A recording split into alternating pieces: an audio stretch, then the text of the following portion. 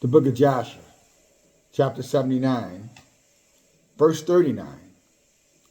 And Balaam the magician answered and said, This thing has been from the days of old, that a serpent shall swallow its fellow serpent, and that the living things devour each other. Now therefore, restore it to a rod, as it was at first. And we will also restore our rods, as they were at first. And if your rod shall swallow our rods, then shall we know that the Spirit of Yahuah is in you. And if not, you're only an artificer, like unto ourselves. An artificer is somebody like Elon Musk, Mark Zuckerberg, all of these so-called technology giants, Sam Altman, things of that nature. Just so you know, my dear brothers and sisters, they're here, they were there. Verse 41. And Aaron hastened, or went, and he reached forth his hand, and he caught hold of the serpent's tail, and it became a rod as in his hand. And the sorcerers, they exist, and they are real, did the like with their rods, and they got hold, each man of the tail of his serpent, and they became rods as well. This is why religion is so deceptive. They're sorcerers, your pastor, their popes, their bishops, their high priests, all of their clergy, their rabbis, their imams, whatever they call these devils. They're all the same. Difference without an extension, as the saying goes. But they do hold magical powers, and they can do things to deceive their congregations. Why so many of our people, many of you who are listening, won't come out. You're under a spell. You're listening to sorcerers, just like your forefathers did. Let's continue on. Again, verse 42. And when they were restored to rods, then the rod of Aaron, Moses' older brother, swallowed up their rods. And when the king saw this thing, he ordered a record, the cipher of records that related to the kings of Egypt, to be brought. And they brought the cipher of the records, which means book. Cipher means book. That's all it means. The chronicles of the chronicles of the kings of Egypt, in which all the idols of Egypt were inscribed, for they thought of finding therein the name of Yahuah. But they found it not. Hallelujah. Because he's superior. Why would he be down in the level of their books? No, he's found in our book. Not the book of the dead. Not the heathen, sorcery, magical books. No, he's going to be found in his book for his people. Yasharel. But let me contain myself. Just get started. Hallelujah. Wow. It's really interesting. Hallelujah. And I've read this 1,000 times. I still get excited about it. How about you? Well, let's continue on. Exposing them religions and them heathens and their teachers. The Dows, the Jennings, all of them. The Nathaniels, you name them, they're there. Y'all know them. Creflo Dollars, all of them. Charles Dowles, I'm talking about. Tony Evans, all of them, they're there. Right? Reading out of the heathens book, the New Testament. But he tried to find Yahuah in his book, but he could not. And Pharaoh said to Moses and Aaron, Behold, I have not found the name of Yahuah written in this cipher. And his name I know not, because they think it's Jesus, a Buddha, a Kala, a Krishna, a Yahuah Shah, a Yahushua. Hallelujah. But let's get on, not Yahushua, Joshua, no. Again, the conflated one. The one that Isaiah 14 and 12 through 18 talks about. The one that's going to be in hell with them. But let's go on. Verse 45. And the counselors and the wise men answered the king. Say, we have heard that Yahuah of the Hebrews is a son of the wise. That's a lie. the son of the ancient kings. In other words, now they're trying to bring him down to their level, trying to make him a man. This is why it's very dangerous, when our brothers and sisters start calling Yahuah, their friend. That's what the heathen, what a friend we have in G. That's that crap. See, when you start talking about, you as a daughter of Zion are in some relationship with Yahuah, so you're trying to bring him down to the status of a man. And you're doing this, you're repeating the same blasphemy that the Egyptians, in the heathen nations, repeated or behaved. You're doing the exact same thing. Elohim is not a man that he should repent. He's not the son of man that he should lie. He's the King of kings, Elohim of all Elohims. However you want to say it. He's sovereign. He's one. But Numbers 23 and 19 makes that crystal clear that he's not the son of a man. So you can use conjecture, or they can use conjecture all they want and quote Isaiah 7 and 14, Isaiah 9 and 6, Psalms chapter 2, all they want. We already know that they hid or ruled their likeness in our Torah. 1 Maccabees 3 and 48. You're not going to fool us. How you say? The banana in the tailpipe lie is not going to work over here. It's asinine, it's foolishness, it's a lie, and it just doesn't work anymore. Unrighteous remnant, Yashrael. But most of the rest of Yashrael, yeah, they'll keep them under a spell, but not us, brothers and sisters. But shall we continue?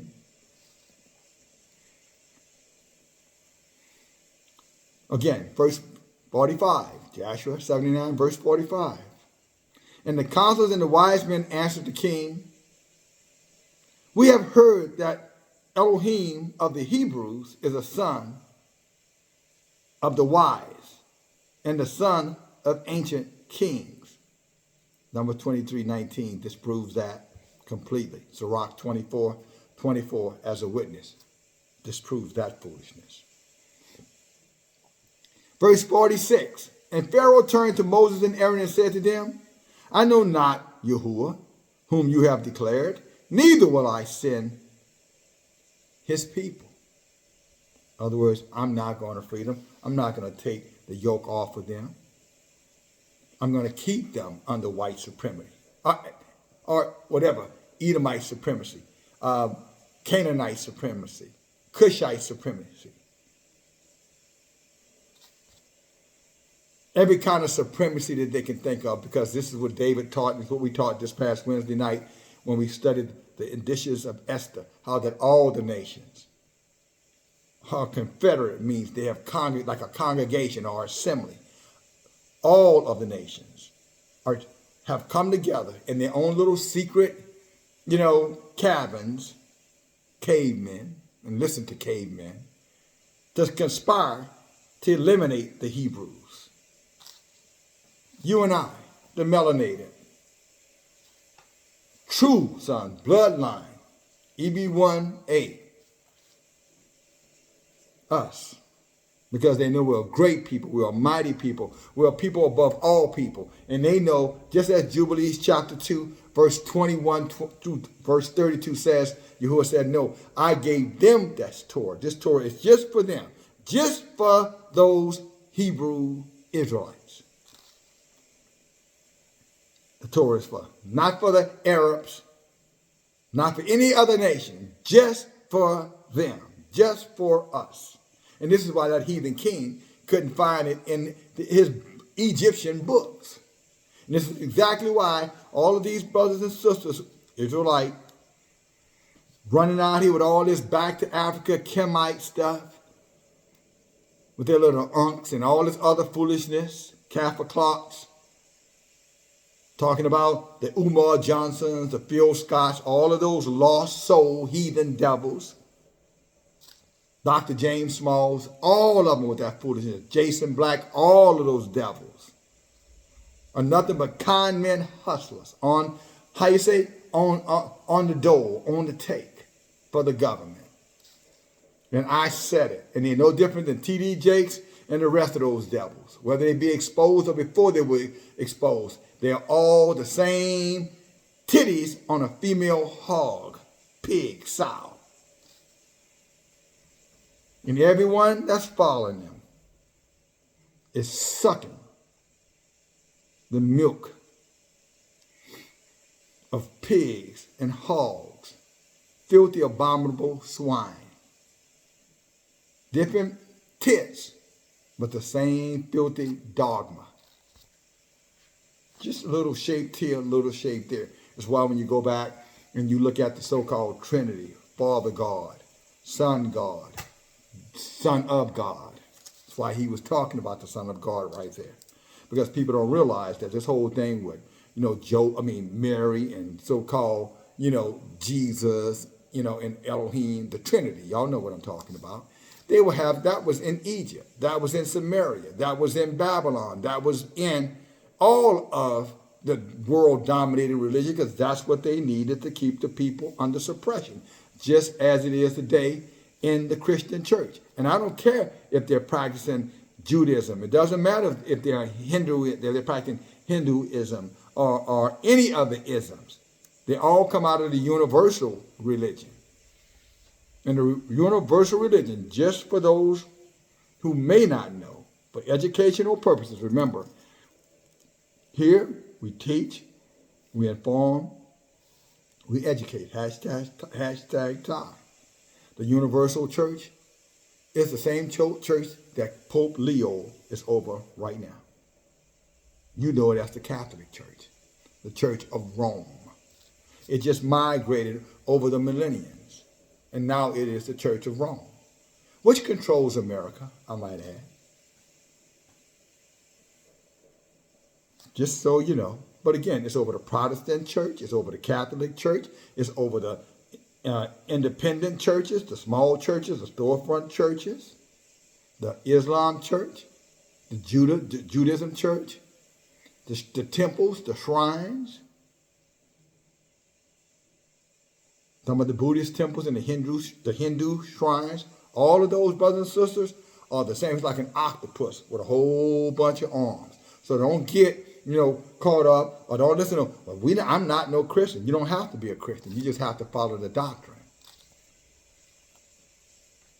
That's why they clever. They'll say, well, we ain't no Christian. I ain't no Christian. Nathaniel says he's a Christian, Israel united in Christ, so he ain't denying it. But he'll say he's no Christian either.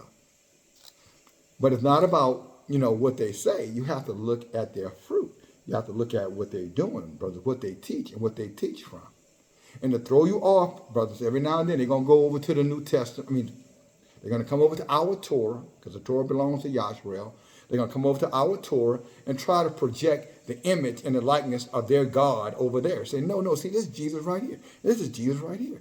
Isaiah 96, Isaiah, all this stuff. Isaiah 53 and 9, 8 and 9. It's all a part of the magic. The same sorcery that Balaam and all of the sorcerers that were with that king, that Pharaoh, the same sorcery they were using is still being used today. But again, whether you call it Babylon, whether you call it Egypt, you call America, or all of these places that practice those religions, it could be Papua New Guinea. With Papua New Guinea, if they're over there Christians, then they're doing Babylonian worship. In Europe, again, Babylonian worship, if they are following any religion. South America, same thing. The islands, Haiti, Jamaica, same thing. Manila, the Samoan Islands, Hawaiian Islands, it does not matter. See, narrow-minded people look at one particular area of this flat earth and they say, they think everything that's anything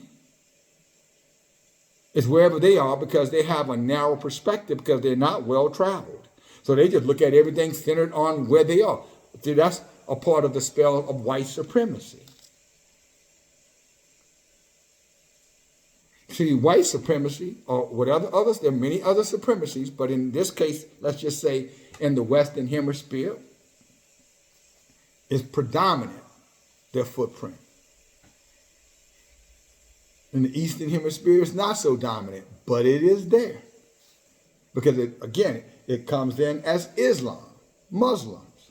So you hear about Christians and Muslims fighting in the Sudan or Nigeria or wherever they are. Don't fall for that foolishness. It's the same thing. It's just two different, pups fighting for the, two different piglets, let me say it like that, fighting for the mother hog's milk.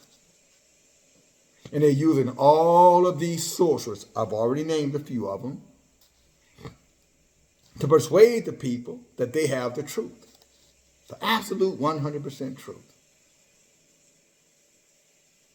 But just as it was in the days of old, so is it in the time of now, brothers and sisters. Nothing new under the sun, remember? Ecclesiastes 1:8. But let us continue. But I just wanted to give you some perspective, brothers and sisters. Those of you out there who are saying, well, you know what? We don't agree with you. We know you don't agree with me. What else? That's all you have? Can you explain to us how you know that you're not working inside of sorcery? Who taught you the religion that you know? And don't tell us no lie and say you did. Because we can tell you who taught us. We did in Yahuah. In the latter days, as that knowledge would increase. You haven't read, so you didn't read your book. I'm talking about if you're Israel. Because had you been reading your book, you would have known that knowledge would increase in the last days. Something different would happen. There would be an awakening. And I'm not just talking about knowing who you're Israelite. Our people, some of our ancestors always knew they were Israelites. There's a movie, and the director of the movie was Nate Parker. Israelite, a young man. But the name of the movie was The Birth of a Nation, The Birth of a Nation, The Birth of a Nation. When you look at that movie, you'll see Nat Turner. You know, the Nat Turner that led one of the successful slave revolutions in America? Him. You'll see that he realized he was preaching New Testament. Then, because he was studying and he was watching what people were doing who were Christians, and he was looking in that book and looking at them and looking in that book and looking at that, and then a strange thing happened in his mind. He began to awaken. Because as he was looking in this book and looking at these Christians, he realized that they were only following one part of that book, the New Testament, the part of that book that made it okay to oppress his people, the indigenous people to America, the true so-called Americans, if you want to call this place America, the copper color Aboriginal people who were here before the Europeans came here. You can read about that in their own dictionary. Yes, they actually put it in their own dictionary, brothers and sisters, that they're not the true Americans, that we are. Isn't that amazing? But of course, they have changed that now. But you get a copy of the Webster Dictionary from the year 1828. It's in there. You can Google it up. You're going to have to look hard. Definition of American. Then they say later on the Europeans stole their identity. And now, as you know today, they claim this is their country. The white man's country. The white man made America. You know what I'm saying? No, the white man pillaged, plundered, stole, raped, annihilated, genocided the Native Americans to the point now where we are a very small group of people who are waking up in these last days.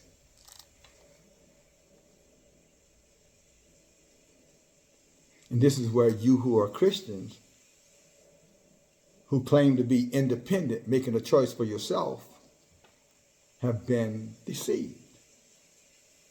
And your daughters have tried to tell you this. Your sons have tried to tell you this. But many of you, because you're deep in that sorcery, because you're seeing it the same way the Egyptians saw it.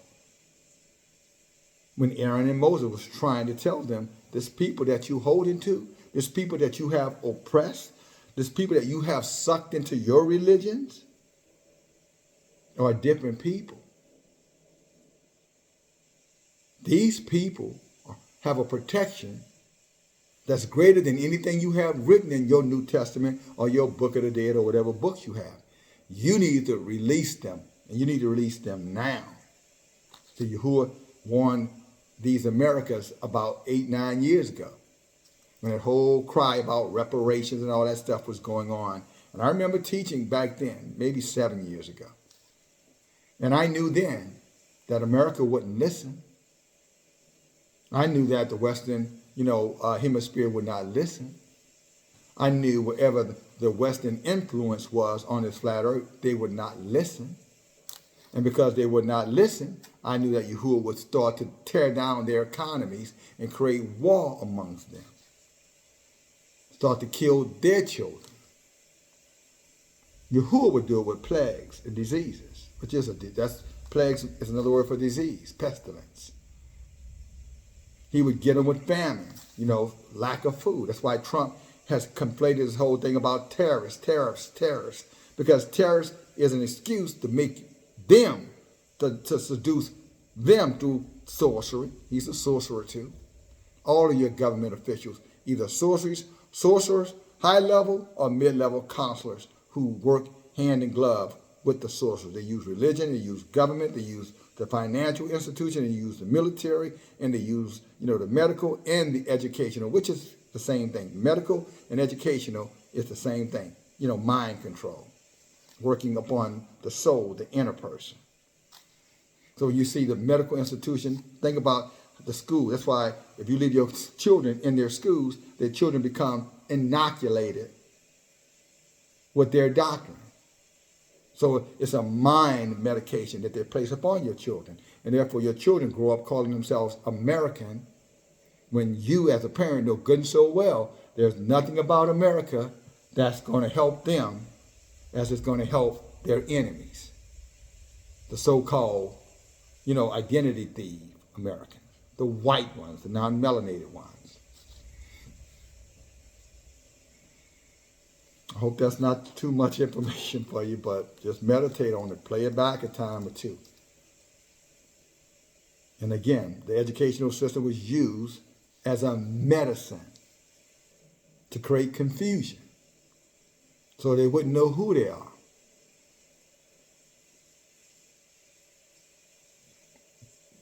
And so long as you have your child in that system, don't be surprised when they get older, they start to think like the heathens. And it's going to happen because that's what many of you are, still thinking like the heathens. That's why this awakening that some of us are experiencing, that Daniel talked about, the wise would understand, you're not experiencing yet. So it's not about you being, melanated or even you being Israelite. Again, Nat Turner, they knew that way back in the early 1800s. David Walker's appeal. Some of you never heard of it before. It's okay. I don't expect you to be as well read as some are. But David Walker, in his appeal, he was out of Boston. He was telling, the Israelites, he was an Israelite, wake up. You're the people of the book. You don't realize the Torah is talking about you all? That was in the 1700s. Late 1700s, early 1800s again. But I'm sure it goes farther and farther and farther back. The awakening I'm talking about. So don't get caught up in that part. Oh, I'm an Israelite. No. Do you realize that you've been under a spell? Have you come from under the spell?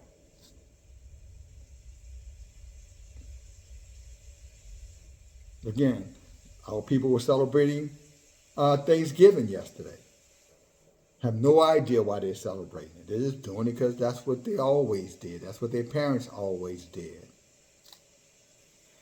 Of course, if you ask them, they'll tell you, well, no, I don't celebrate that part. It's all about family for me. What else? All the things that spellcasters give them as options to choose as a defense mechanism. So they don't have to, feel, so they don't have to hold themselves accountable for supporting heathen festivities. Some will be celebrating the next one, Christmas. Jeremiah chapter 10, 1 through 4, tells you that Christmas is a heathen holiday. Has always been.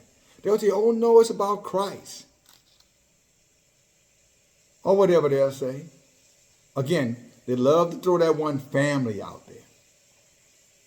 They love to talk about family, but yet, if you were with us this Wednesday night, you heard Sister Jackson talk about what happens to you family when you get too old to be able to, be monetized by your children. Heard that thunder out there?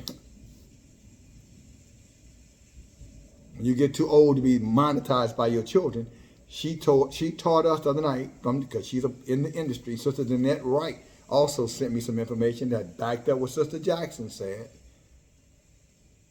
Many of your children, who you love so much that you want to be better than you want them to be better than you. You want them to, to have a better life than you. They're going to drop your ass off like a stray cat or a stray dog to the SPCA, an animal shelter. In your case, it's going to be the hospital, because they don't want to wipe your dirty butt. They don't want to wipe your pee. And some of you are so ignorant, say, well, I don't blame them. I understand. They got to live their life. Okay, well. Okay then, glad you prepared for it. But just remember, they're going to put you into the hands of the wolves. Did not Balaam just say this? What did Balaam say? Oh, that stuff they're doing? What did Balaam say?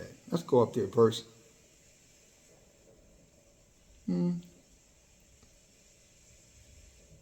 Hallelujah.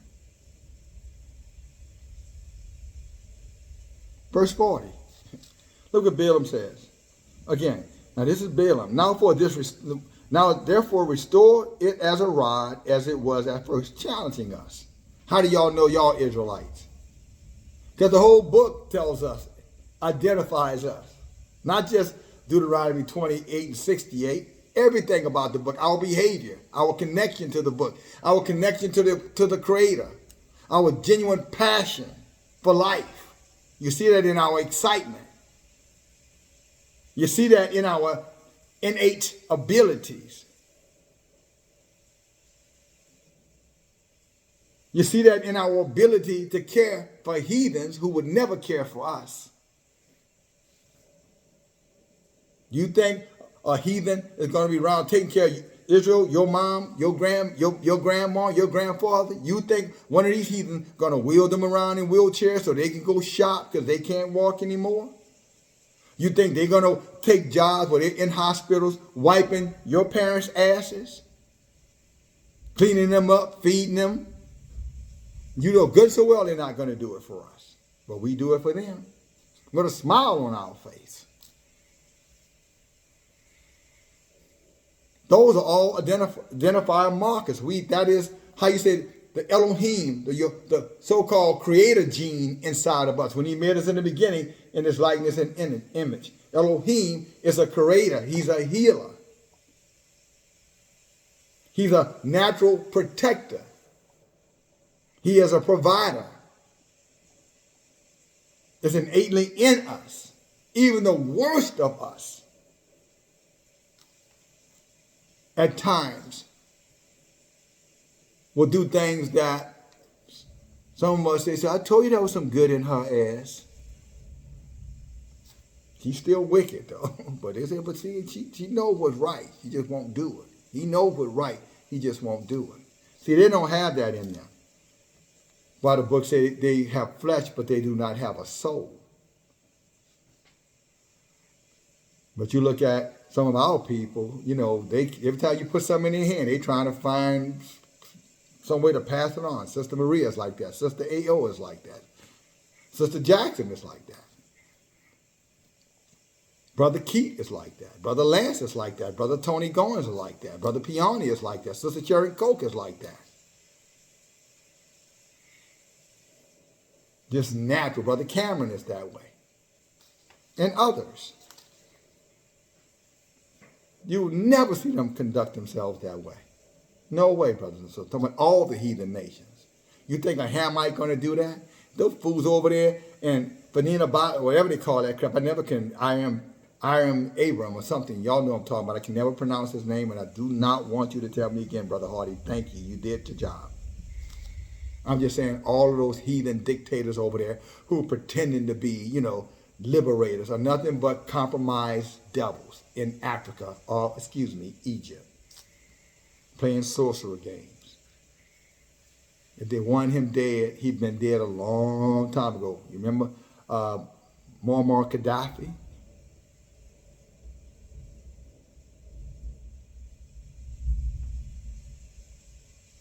There are a few others over there who they didn't want to be in power, and they made sure they unalived them, flat out murdered them.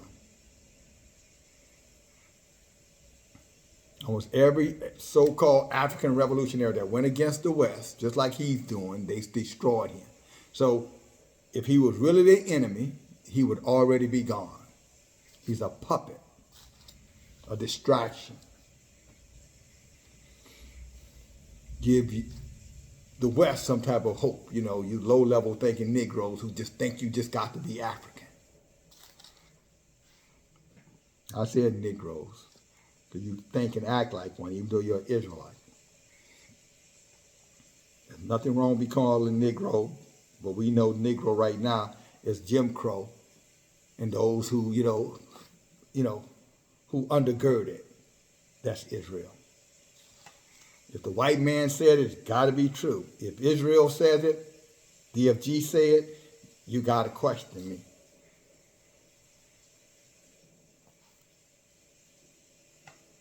Sorcery.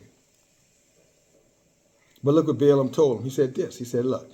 He said, now therefore restore it as a rod, as it was at first. And we will also restore our rods as it were at first. And if your rod shall swallow our rods, then we shall know that Yahuah is with you. But if not, you're only an artificer, a trickster, a prankster, a hustler, a pimp, a thief, a liar, a cheat, a manipulator, a conjurer, a wizard, a warlock, a witch, a necromancer, a charmer, an enchanter, like ourselves. That's exactly what he said. All about religion. All about deception. All about magic.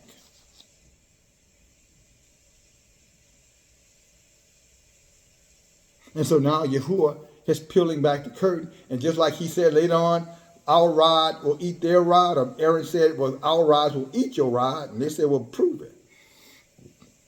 Verse 42, when they were restored to the rods, Aaron's rod swallowed up their rods. See, Yahuah now is swallowing them up, brothers and sisters, through their economy, through their children, their birth rate. Opioids, another disease, plague, killing over 100,000 of them a year, just right here in America. Who knows what the number is around this flat earth? I'm talking about all of these oppressive nations. You don't hear about what's going on in these other countries. You see genocide going in Nigeria, you see any kind of killing or murdering going on of any Christians, Muslim, whatever. That's Yahuah's judgment. Don't get yourself caught up in that unless you be a Christian. Unless you be a heathen. Unless you be under the spell. And so that spell has got them now going to their next holiday. Just like, how you say, a blind sheep led to the slaughter. A blind sheep led to the slaughter is a metaphor, is that these things are being led to their own destruction and they have no idea. They just keep doing it. You know, if you know anything about sheep, if you put them in a situation where they can get themselves killed, like most animals, if that lead animal gets harmed, the other animals are going to adjust to what happened to that lead animal. They're going to like, whoa, wait. Did y'all see that? But see, sheep, they just keep their head down and just keep on doing. The first one going off that cliff, the next one going off that cliff, the next one going off that cliff. And if there be 1 million of them, 999,099 going off that cliff. Oops, I'm sorry. All 1 million of them going right over that cliff. Just like they follow these wicked holidays. Like many of you still are doing, and some of us used to do. So when this book talks about an awakening, it's talking about those of us who don't do those things anymore. So mom, dad, whoever you are, just understand, you're still under the spell, and you're mad that those of us, someone in your household, they're no longer under the spell. And you're confronting and challenging the Creator, not your child, when you try to tell them something different. You're no different than Pharaoh and Pharaoh's sorcerers, who are trying to discourage Moses and Aaron from keeping Yahuah's Torah so that Yahshua could be blessed. It's the exact reason why we keep the Shabbat. It's the holy day of all holy days. 7th day had nothing to do with no goddamn moons.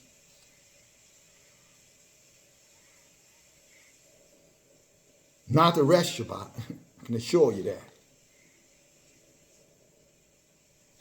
And this is why we do it. He said, if we do it, we'll be blessed. If he said, if we did not do it, we would stay under oppression. Look at the oppression we are in.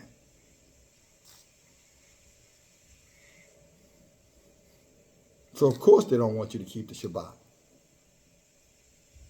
You think Pharaoh wants to be overthrown? You think these governments all over this earth want to be overthrown? No way. And I don't care if it's a small government, a government like Papua New Guinea, or a major government like the United States. They all want to keep the people under sorcery, religious, military, financial, food, educational control. And the best way to do it, if they're an Israelite, is to hide their Elohim, capital E, from them.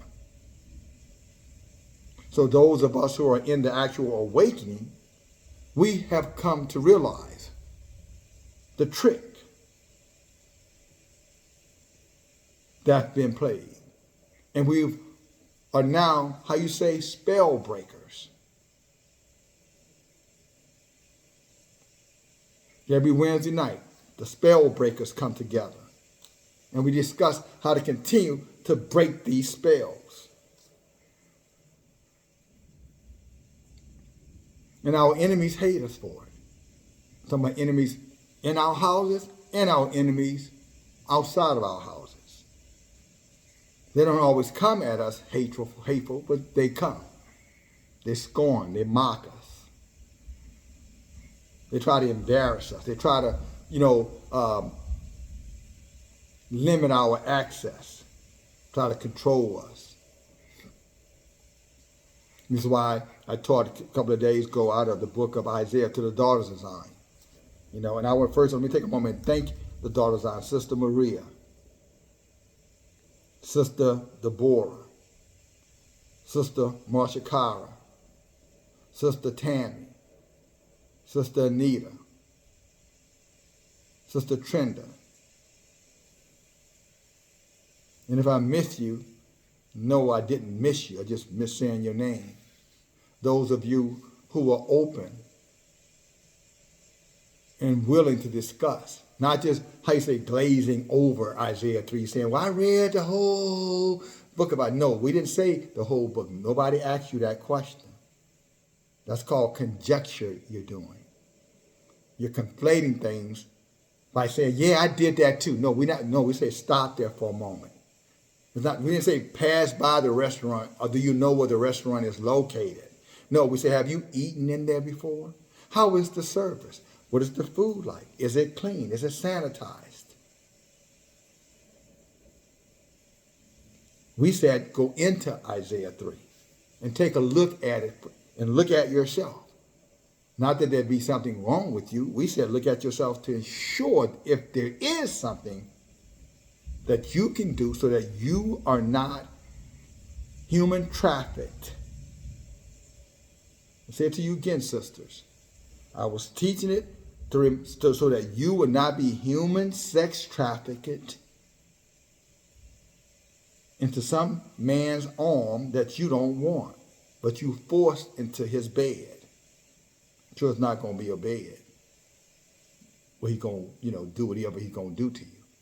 See, Isaiah 4:1 is a form of human trafficking. I'm not accusing Yahuah of pushing human trafficking. I'm saying you're going to be doing that by force. Human trafficking, human sex trafficking. So I was saying to you to take a look, self-examine. Make sure everything inside of your heart is aligned with the word, so that would not happen to you. Some took offense. Some, again, just glazed over it. Some just crawdad backed right out of it. Well, I guess I'll just stay by myself for a little while. But you're going to be in that line. And it doesn't matter what you say. You can email me and you can text me. You can say whatever you want to say. You're going to be in that line. And all that little pride that you don't have that tells you you got to have, you'll see, you saw the lightning back there. You're going to know. You're going to wish you had listened to me. But your pride will tell you right now, don't listen. I know it. Just like their pride is attacking all of us as a whole group. Again, I just want to thank the sisters for being open, the ones that I named. And if I did not name you, you too, for being open about it and said, well, maybe I am being masculine. Elder, give me some scriptures that help me to become more, help me to conform to my natural role as a helpmate.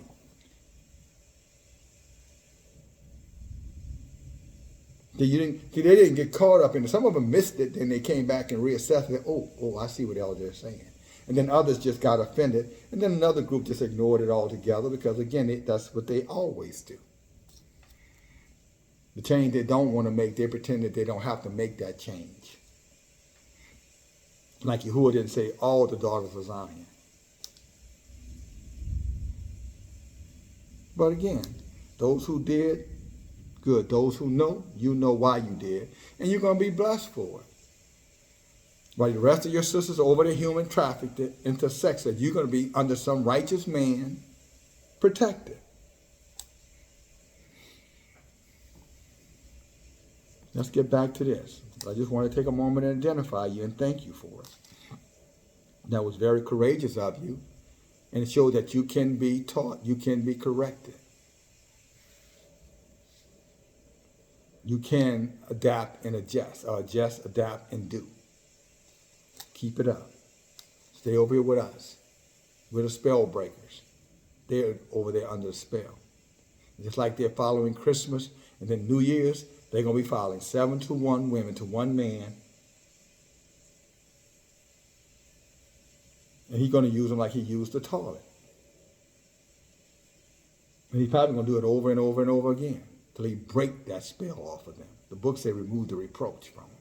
And Yahuah is going to be the one who's sending you there. So ain't no sense to be talking what you ain't going to do. You're going to do it. And it'll be your fault because you should have listened. Those that happens to. But you too pride. You're going to have your own whatever. Okay, we'll see. That's going to change.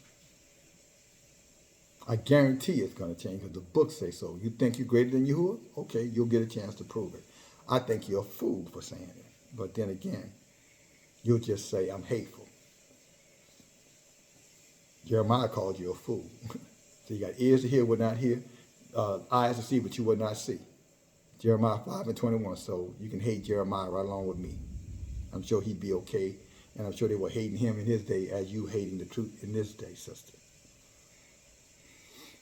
Brothers, again, this murder spirit that you have for your other brother, and you can't, you say you believe, you trust in iron sharpen iron, but then whenever you things are coming up, you want to fight instead of saying, let's talk. Where's this going? Can we take this offline? One of my dear brothers, Brother Benjamin, demonstrated that so perfectly a few days ago. He said, let me take this offline. I don't want to get in the way of the teaching of elders. I said, I'm going to take it offline. And then he addressed the situation offline with the brothers. And they were able to resolve that. Because they handled it the right way. They didn't have that murder spirit where they just wanted to just like your Christians do, who slaughter each other up in these goddamn streets like shit going through a goose. There was a crime by these white genocidal maniacs here in America. They were in South Africa too with apartheid. They were all over this, again, flat earth, as they colonized, all of these landmass with their laws. But here in America, there was one called, doing segregation, called reckless eyeballing. If y'all can believe that. Reckless eyeballing. And what was reckless eyeballing? That if you looked a white person in the eye, get this, brothers and sisters, for all of you over there who just can't take your hand off of these, okay. I'll pull back. But the crime was called reckless eyeballing. If you looked a white man or a woman in the eye, that was considered a crime. In many cities and states, throughout the early 20th century, all until like the 1960s. So some of you, when they want to tell, oh, that was a long time ago, y'all living in the past. Well, I was born. I was on this earth in the 1960s. So don't tell me nothing about no goddamn past. That was present and is still present. Police come up, pull us over, and we don't cooperate with them 100%. We'll stop to get our heads busted in, if not flat out shot down. So don't tell me it's something of the past. You can try that foolishness with these good niggas. These niggas who like good trouble, like John Lewis said. I got in good troubles. But you ain't gonna run that game, that hustle on me. You ain't gonna run that hustle on Brother Sharif. You ain't gonna run that hustle on Brother Mendez. You ain't run that hustle on us. Well, man, you're gonna have a problem trying to get us to believe that we don't see it. We don't know what these devils have done to our people and still doing to our people. Look at the prisons, who they represent. The same people who were enslaved. So it was reckless eyeballing. If you looked at one of them in the eye, you got probably cracked upside the head and then thrown into prison.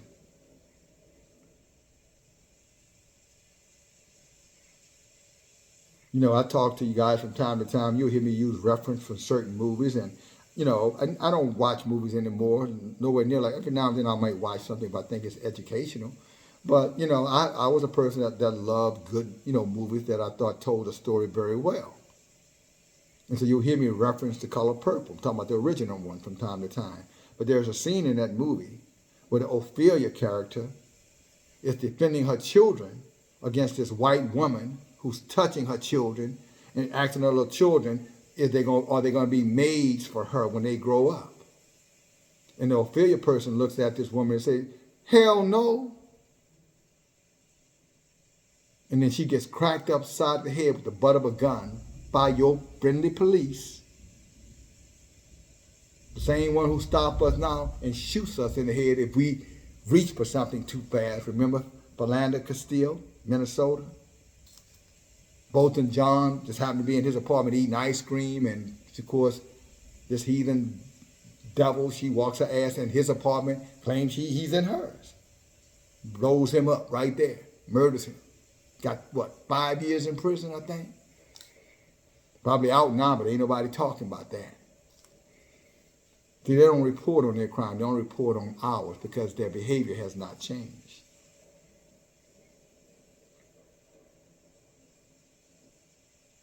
And the reason they get away with it is because of Israelite Christians, Israelite Muslims, Israelites, let's go back to Africa. Israelites, why can't we all get along?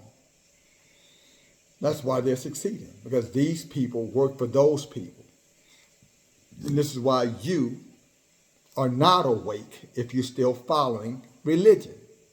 Our religion customs and holidays are typically tied into religion. They normally have their little prayer. Veterans Day, they do that little thing, the prayer with the little thing with the unknown soldier in D.C. The president comes down there and they do all these little deadly rituals for Veterans Day. Now you're behind right out there. Veterans Day, I'm glad I ain't got to work. I'm glad I got a federal job. The sorcery runs deep. And there's a consequence for this stuff. When Joseph, our forefather, was incarcerated, unjustly, but incarcerated all the same, means in prison for you individuals who are not accustomed to that word, incarcerated. No disrespect to you, I'm just saying. When Joseph was in prison, he was a convict. When he was in prison, accused of rape, innocent, but he was still in prison. So he would have had a record. He would have been considered a rapist or attempted rapist, however you want to say it. Just like they falsely accuse us now.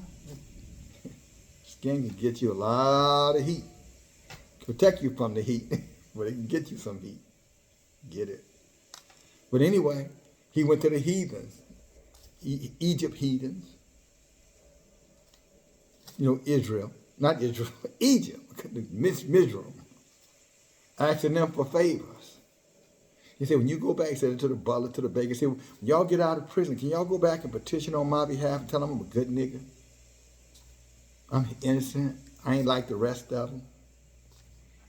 Now, Joseph may not have spoken that way, but that's the way they speak today.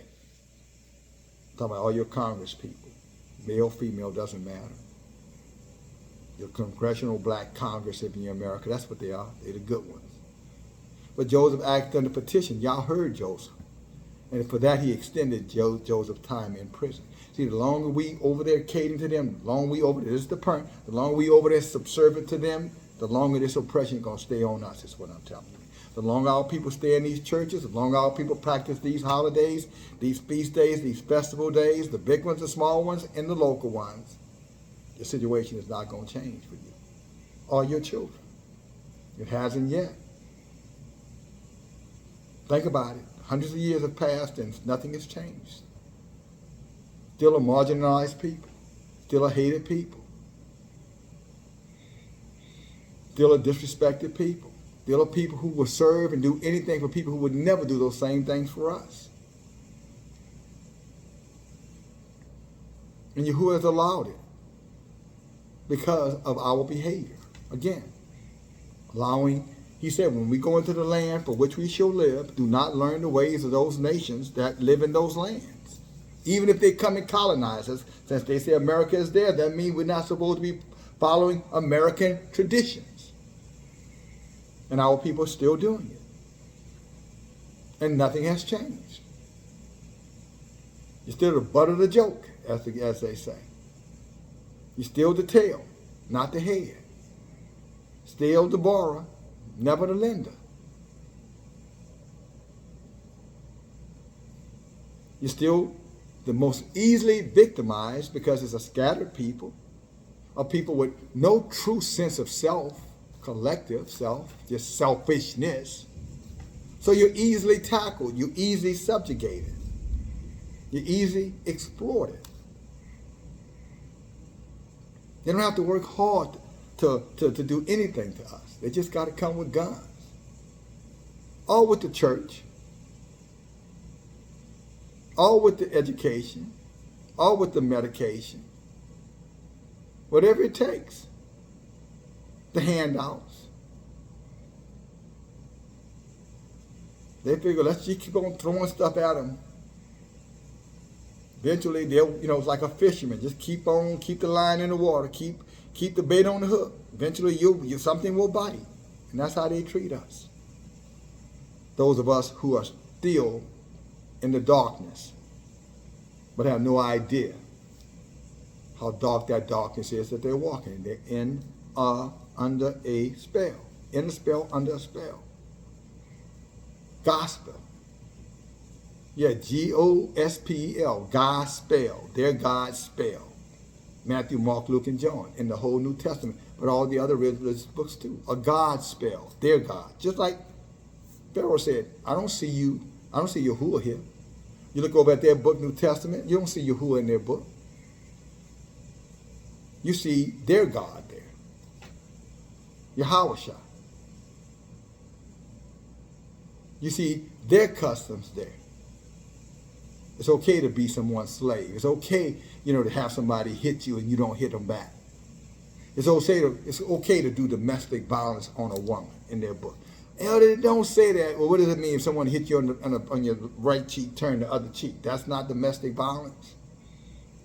Because it doesn't say for a man, it just says period. So you daughters of Zion who are Christians, so I guess it's okay for somebody to slap you upside your head. Just turn the other side because they missed the part. See, these are the things they don't want talked about. Just like I said with Isaiah 3, some of you daughters of Zion who are Christians, you overlook the things you don't want to, deal with as though it's not there. You don't want to so you want to ignore the elephant that's in the room by saying, well, I'm still alive. Ain't nothing happened to me. Nobody did that to me. That's your behavior. You don't care about what they're doing to the rest of your sisters or your brothers. It's only about you. And that's why when Yahuah rains that fire, he coming for you first. When that line over there for sex trafficking, you're going to be right in the middle of that line. You'll be person number 3. You might be person number 1. Same thing with you brothers. You're going to get slaughtered. Dogs going to eat you. Rats going to eat you in them streets. Nobody going to pick your body up. You're going to be laid out there for days and days and days till the maggots finish with you. You ain't going to like it. It's not going to be fun. Some of you going to get eaten alive with them rats. You ain't going to be fully dead, but them rats going to come up on you, and you're going to see that rat nibbling on your toes and nibbling on your ears, and certainly you're going to crawl up your face, and then you're going to just take a big bite of one of them eyeballs of yours, and you're going to be sitting down there horrified. It's going to happen to you, you mighty man.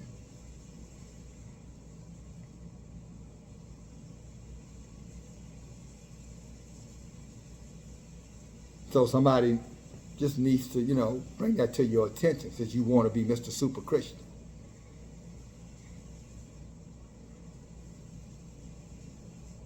See, Yahuah doesn't have 2 sides. That's man, how you say double-minded. That's why in the book of Enoch 91, and what is it, chapter 91, verse 4, he said, never trust a double-minded man.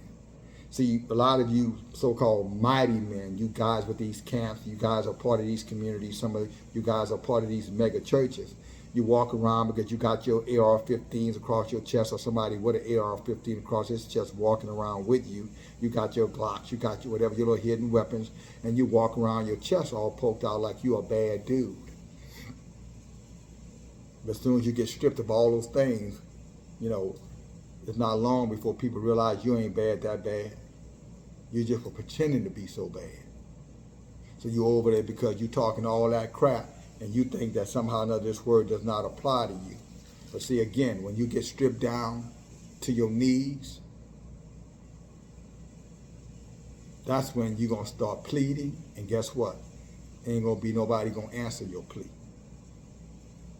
So you can follow these camps and these communities and all of these big old organizations all you want. You can be an ex-football player, a current football player, bad, whatever it is you're doing. But I can assure you, when that rat come up there, and I said rat, not mouse, because you're going to be right, the feet's going to be full of rats that long, that big, body, that tail probably another, as long as their bodies. When that particular rat, as it starts to eat you, and you can't do nothing about it, because you about dead, but you ain't dead quite yet, and it goes out there and grabs that eyeball, I guarantee you're going to cry like a little baby, like a little girl.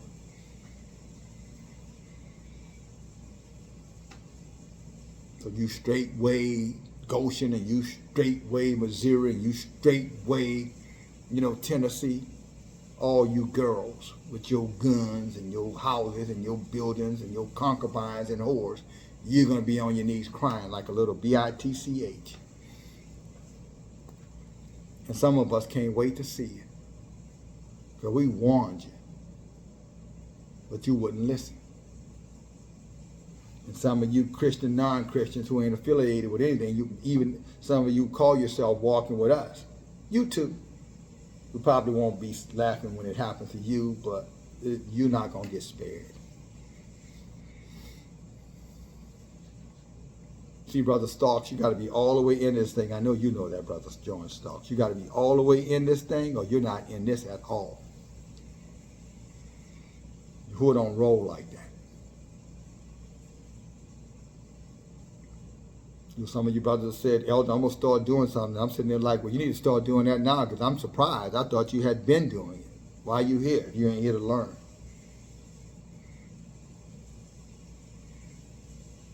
That's why I said before, all this, it's good for us to stand together and recognize, the gift that Yahuah has given us in prophets. But it does us no good if we're not going to listen to those prophets. So it's not just about celebrating the prophet. It's all you learning and all you're listening. Are you actually doing what the prophet says? Otherwise, whatever that prophet prophesied that's going to happen to you is going to happen to you.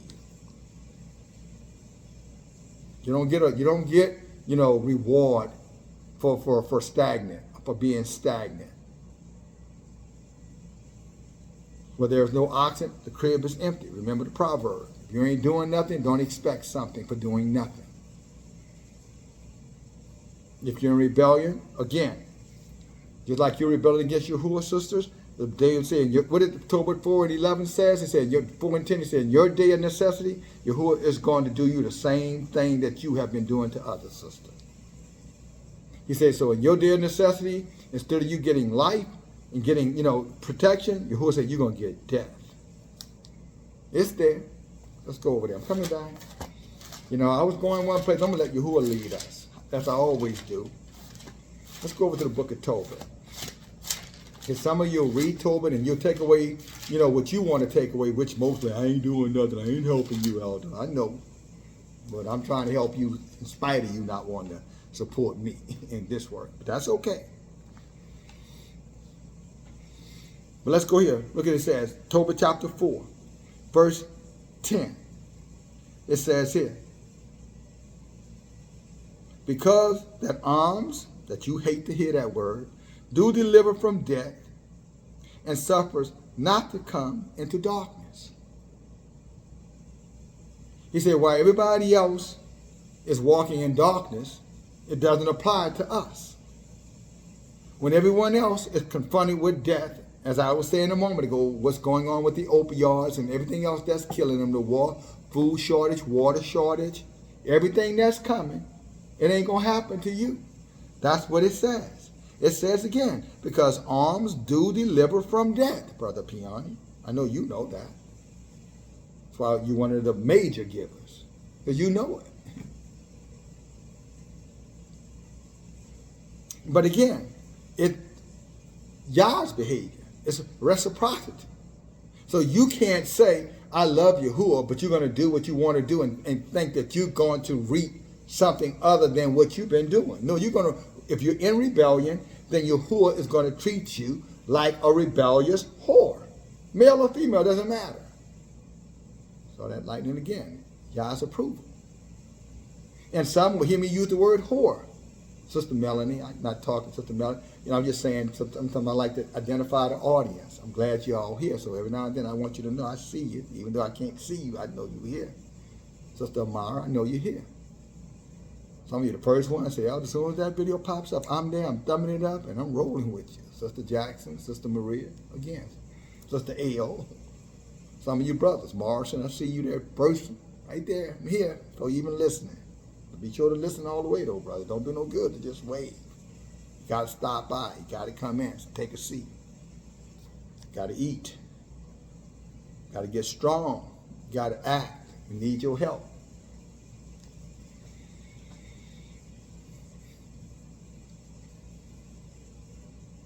But they think that somehow or another, that these things are going to slow down because they don't want it to happen to them. But Yahuah said, no, I'm judging them. So I'm going to rain down their fire, just like this Pharaoh. This Pharaoh got more and more rebellious. The more he got hit with the truth, the more rebellious he gets. Just like many of the people that we know, brothers and sisters. The more we hit them with the truth, the more you hit your mom with the truth, the more you hit your dad with the truth, the more rebellious they come. Think about it. Look at them. You would think that at some point they would say, well, let me investigate what's driving y'all. But they won't, because the spell that they're under,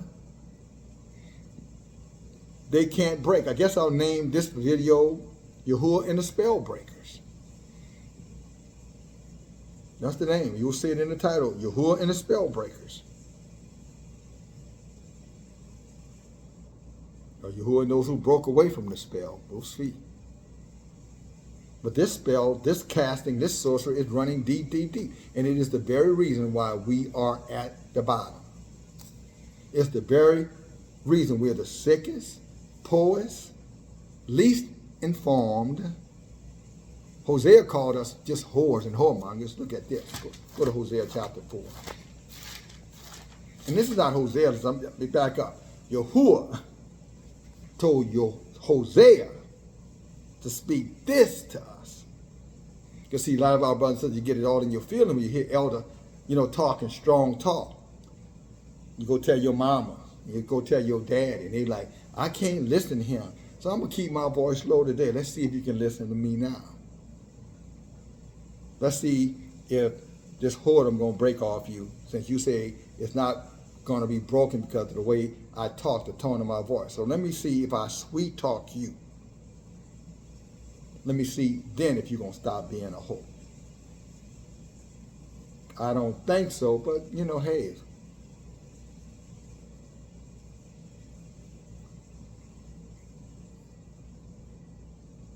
Can't blame a guy for trying.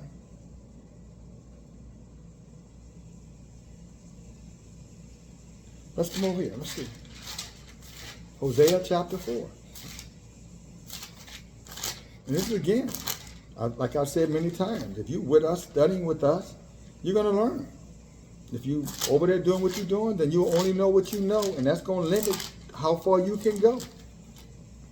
Going to limit whether or not you're going to survive this judgment that's coming upon this earth. And Jesus ain't going to save you. He ain't saved your ancestors. He ain't saving you. Unless you want to be nailed to somebody's cross, if that's the lie you believe.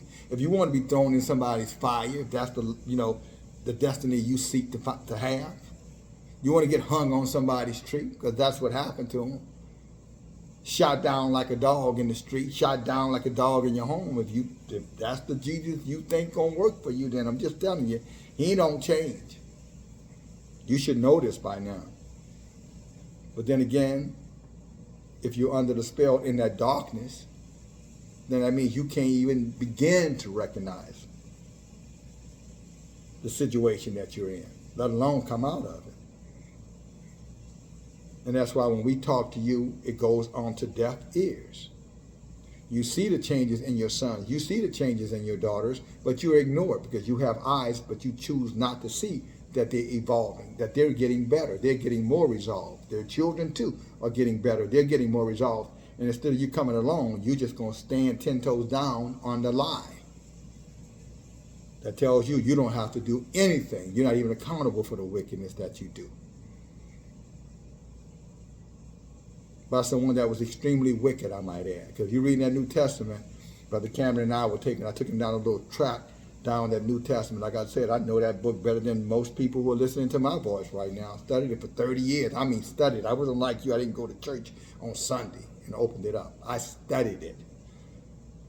And I showed him some examples of Paul, the Paulinian epistle guy, the one who saw Jesus on the road to Damascus.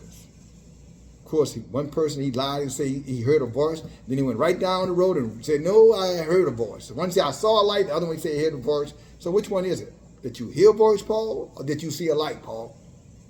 Because I'm confused. It sounds like to me you double-minded. It sounds like you're trying to think like you're a trickster, Paul. Paul said that you shouldn't even touch a female. So females, Paul said you weren't even worthy of a man. He said, I tell you, don't even touch a woman. He said, but if you don't want to be a fornicator, then it's better to marry than to burn. So I guess let every man have his own wife and every woman have her own husband. So all you monogamous person, that's all you seem to know anything about, I just want to tell you, you're still under the spell. Am I speaking against one-to-one? I am not. But if that's what you're holding fast to, it's Christian doctrine. Paul said, no, you don't really want no woman. He said, but if you just got to have one, God damn it, then okay. It's in the book. And then he goes on to say that he's a wretched man, his flesh is filthy, he can't control himself. But he said, my spirit is good, though. He said, even though I don't want to touch your little boy, I don't want to touch your little girl, but if I do, just understand, I did it with the best of intentions. It was just my flesh. Think about that shit. Think how that would hold up in the court of law today, brothers and sisters. Well, Your Honor, I'm innocent. It was my flesh. It wasn't my intention. Yeah, I did it, but I didn't do it because I wanted to do it, I just couldn't help myself. So therefore, I'm not guilty. Go blame some guy in the street that had nothing to do with it. Oh, go blame Jesus. He didn't have nothing to do with it either, according to, y'all. He didn't have no sin. So this is the Paul argument. All you New Testament Christians, that's the argument that you claim, that when you go before the judgment seat of the Creator, this is what you going to have Jesus arguing on your behalf. That's what he's going to say. Now, in the court of laws of man, it don't work. And the court of law of man was set up under the court of the Most High. Even though they're heathen, they set it up just like the Torah is set up. Even though they don't claim to believe it, say it's done away with. But they don't say they don't believe it. They say it's done away with, even though they still implement it in their government systems. But I'm just letting you know that's how that's going to look before the Creator. He's going to call out all this wickedness you've been doing, and you're going to be looking over there saying, well, aren't y'all going to blame that innocent one over there? And the judge going to look at you like, what are you talking about? Well, I did it, but my heart, I didn't, See, that's where you're going to get stuck at. You're going to say, I did it, and then he's going to ask you why. And then you're going to say, I couldn't help myself. And you can say, okay, well, now you're going to hell. I can't help myself. But they got these Christians thinking, and Islam and all of them thinking that somehow or another, they committing all these crimes, they call sin, committing all these crimes, and somehow or another, they're going to go before the judge and be able to say, he did it. The one who has no sin, who can't sin, who's above sin. He did it. And you know what the judge is going to say? The judge is going to say, well, according to the law, he's going to say to you, ignorance of the law, according to the law, is no excuse for violating this law. So I don't care if you were ignorant to it.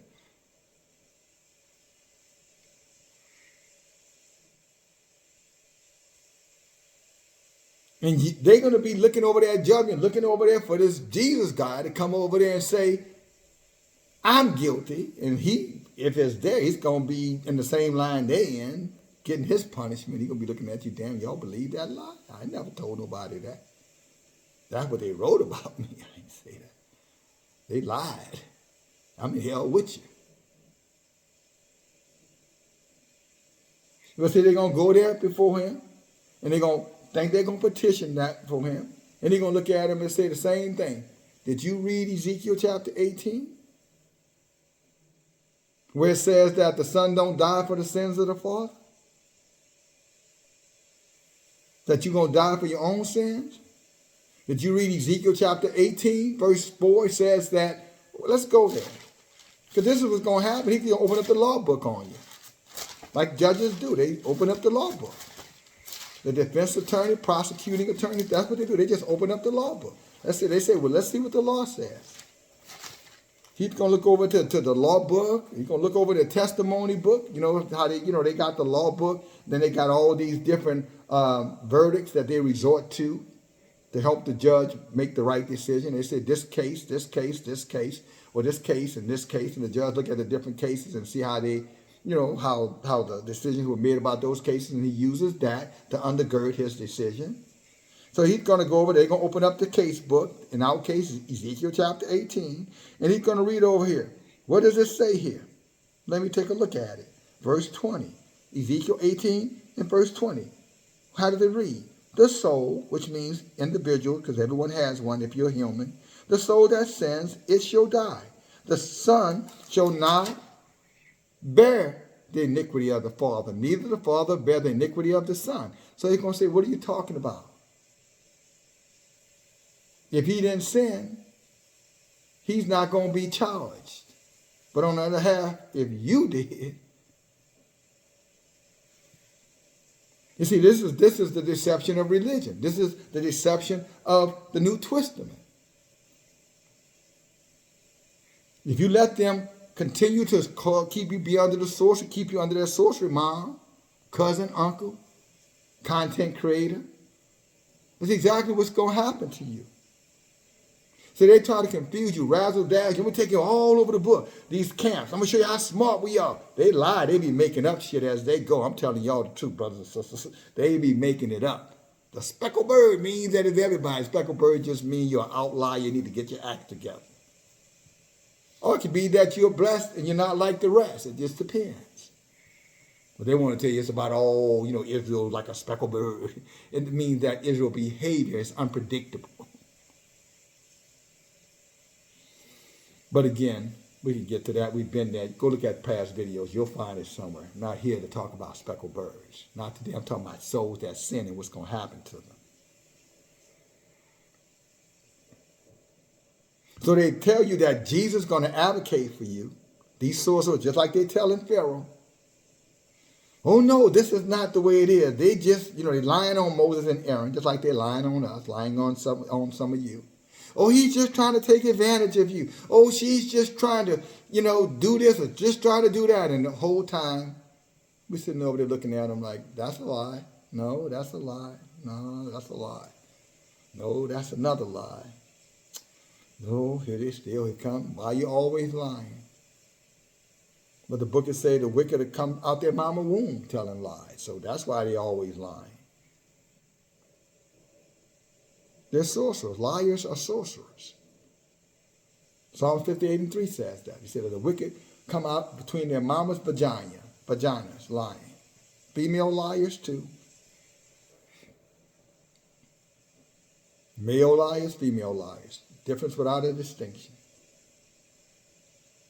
So here it is. They got you thinking, talking to those who deal under the sorcerer's spells. They got you thinking that somehow or another when you die, this mysterious man going to pop up out of nowhere. You think he in heaven. And for all 8 billions of my people, probably going to be billions and billions because according to you, from eternity, he was there. He's going to be saying, I did it. At some point, the judge is going to say, can y'all take this lunatic out of here? He couldn't have committed all these crimes. He's only one person. Why he throwing you in hell? Like a crazy man walking in the courtroom while the court is in session, and he goes up, somebody a madness, somebody's out of their mind. They go tell the judge, she didn't do it, I did it. The judge say, did what? He looking at the judge like, what she did? That. Judge said, well, if you did it, you should know what she did. He said, I don't know what she did, but I'm responsible for it anyway. You see how it's loopy and crazy? It can get crazy. It's gonna be amazing, brothers and sisters. Well, not really. It's amazing right now. Then it's not gonna be so amazing. What's gonna be amazing that many of you think that when you go before the Creator, that He's gonna excuse you for all the stuff you've been doing here. That's what's amazing. And you believe it. You're like Paul, who says, I can do all this wickedness and I'm not capable of stopping myself. But if somebody rob you at gunpoint and go to the court and say, I shouldn't go to jail for robbing her, I couldn't help myself. Let somebody maybe, unfortunately, kill somebody you love. He goes before the court and say, I shouldn't go to jail for killing him. I couldn't help myself. I know he was the only child you had. He was only 16 years old. And, you had just gotten him this particular gift because of, he had just gotten a job and he bought himself a car. You wanted the car, so you carjacked him, and in the process, you shot him in the head. The person shot him in the head. But now you're in the courtroom and this person telling the judge, I shouldn't be held accountable for that. I didn't, that was just my flesh. I mean, I know better than that. I knew it was wrong, but, I couldn't help myself. So can I leave? And you're going to be standing over there on the other side of that room saying, yeah, judge, he has a right to leave because at the end of the day, it wasn't, his heart was bad. He just acted bad. Okay, everybody, course adjourned. We can go home. Thank you all for your time. Now, unless you're some sick psychopath, getting so dang on well, that's not going to work for you. But yet you want to project that upon the Creator. Yet you let them sell you that when you go before the Creator, all these things that you did here, it's not going to matter. All these bodies you sisters have in your closets, that don't matter. You're so busy looking at how many bodies the man got. How many bodies do you have? And I'm not talking about murdering nobody. I'm talking about how many men have you opened your legs with and slept with? How many men has ejaculated inside of you? Or maybe he had a condom on, but he was in there. How many bodies you got?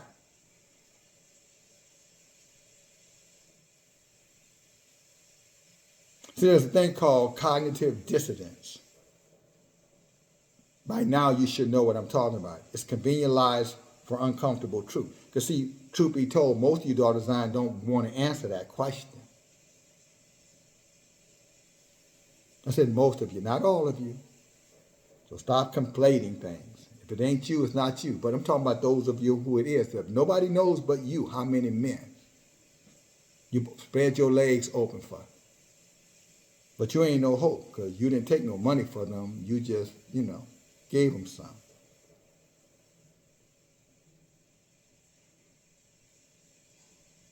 But you're a virtuous woman. How many husbands you have, but you don't believe in polygyny? That's multiple. Well, God really went and got another one. That's different. No, it isn't. That's your logic. Did he die before you get another one?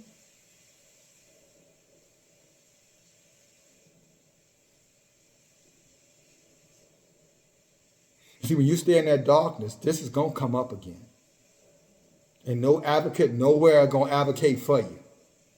It's going to be you and Yahuah. And he's going to bring it up. Because you don't get absorbed. You have to repent. That's your resolve. That's your absorbance. It's your repentance. And not only your repentance, but it's your contrition. And it is your obedience going forward not to do it again.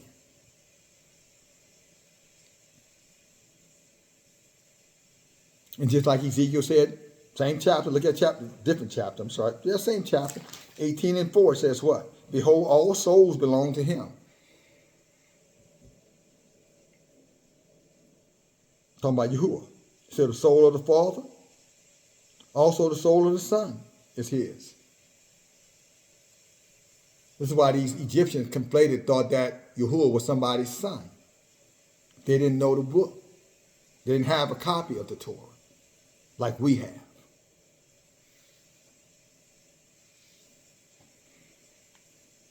But we have it. But most, of these so-called sorcerers ain't going to teach not this stuff. You think they're bold enough to ask a woman how many bodies she got in her closet? What you mean, sisters, if you don't understand what I'm saying, how many men have you had sex with since you first started having sex? How many? That's what that means. And I'm not judging or condemning you for it. I'm just saying the question is the question. Can you answer it? Before you start projecting upon everybody else about how blessed you are and how wicked they are.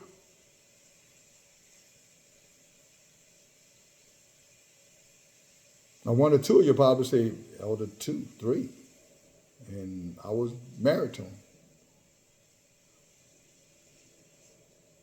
Well, you're definitely an anomaly. You're an outlier, so praise Yahuah for you. But that ain't the answer for most of you, and you know I'm not lying. But you don't want to have that, but then you come up to these men and tell these men about how they're going to have to do certain things to, have you.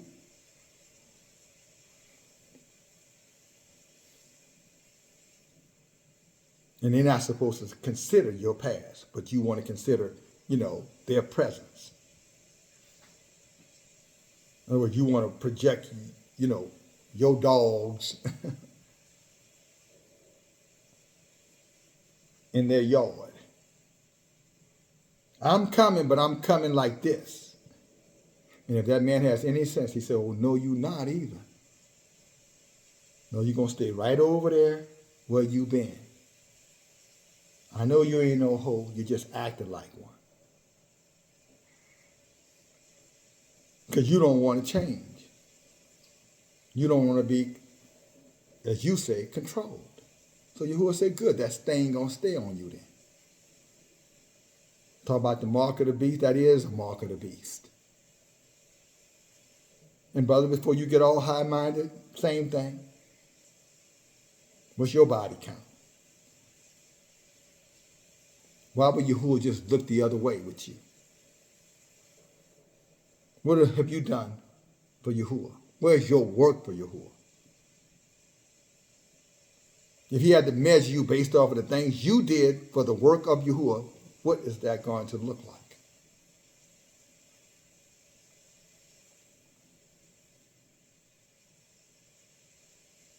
See, the woman was made for the man, so y'all probably look over her and say, sorry, but you should have, listened to Elder DFG when you heard him. But for you men, he going to look at you and say, you ain't got no excuse. I put you in charge.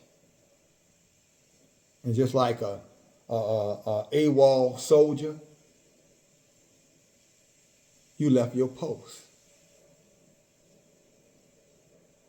And now we court-martialing you. Not only going to court-martial your ass, we're bringing you in front of, we're going to give you what they call it in the court.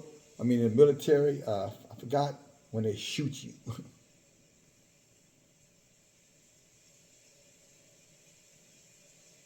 No, we're going to execute you. Because at the end of the day, you were in charge.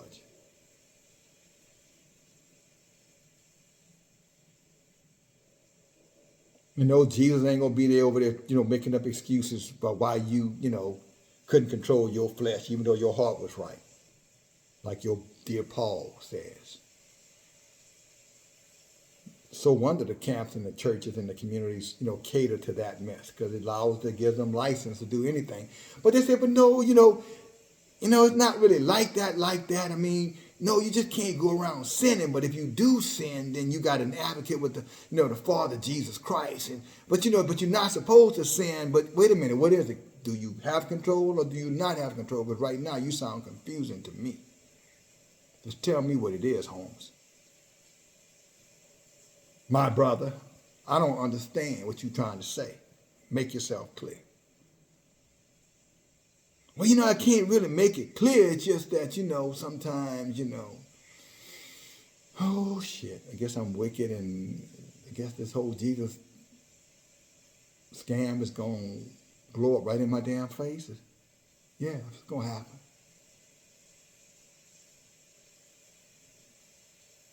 Then what's going to happen to me? You're going to burn in hell, man. What you think going to happen to you? What the book said. Oh, I don't believe in hell. Then you'll be in a lake of fire. Well, I don't believe in that either. Well, you're going to be in that place where everybody's going to be screaming and hollering and it's going to be hot. Okay? That's about the best I can tell you.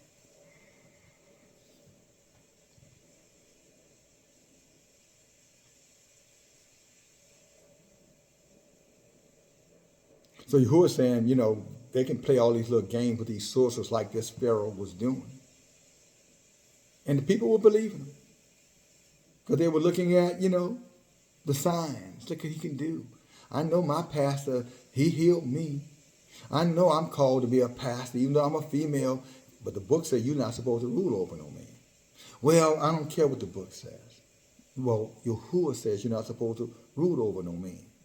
Well, where is that in the book? Okay, glad you asked. Let me go back over here to Isaiah chapter 3.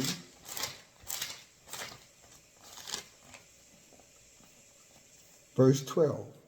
For as my people, children are their oppressors, and women rule over my people, which includes men.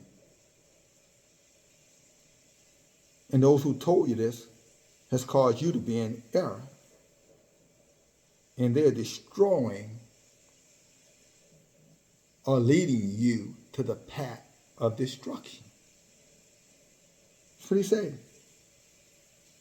And destroy the way of your path by thinking that you can rule over a man or be in charge of men.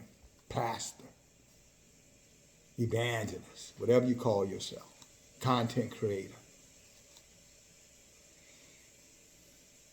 Deborah the watchman, Maria, gates of Huldah, all of you prostitutes, religious prostitutes.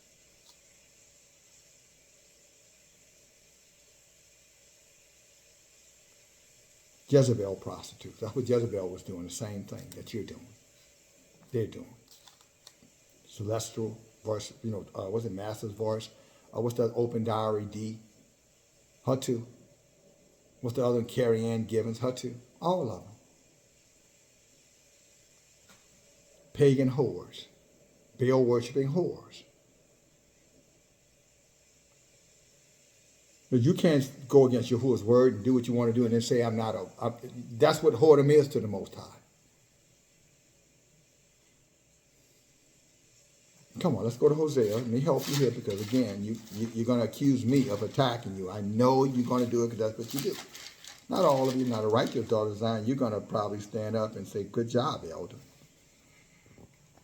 And I appreciate it, but I'm just doing my job, sisters, brothers. The book of Hosea, chapter 4, verse 7. As they were increased, so they sinned against me, says Yahuwah. Therefore, I will change their glory into shame. That's why Isaiah 3 say from a head of hair, he said, you're going to be bald, sister. They're going to knock the crown of your scab off. He's saying he's going to break your pride, sister. That's what that means. When you go to Isaiah chapter 3 and it reads over here, he says this. Let me help you. Let me help you here. Verse 16, he said, and Yahuwah said, because the daughters of Zion are high-minded and they walk with arrogance, that's what stretch forward next, and wanton eyes, mean nobody can tell you nothing, you're stubborn, mincing as you go, talking back, tinkling. He said, therefore Yahuwah will smite with the scab of the crown of your head, the daughters of Zion, means that he's going to break your pride. He's talking about your pride, the way you think. Your arrogance, that you say is not arrogant. Your rebellion, which you say isn't rebellion, because you don't want to deal with the truth. So cognitive dissonance says you just rather believe religious sorcerer's lies and attack those of us, including, family members in some of these households who are standing up and saying, Mom, I'm just telling you the truth. Dad, I'm just telling you the truth. But you're attacking them for what's written in this book.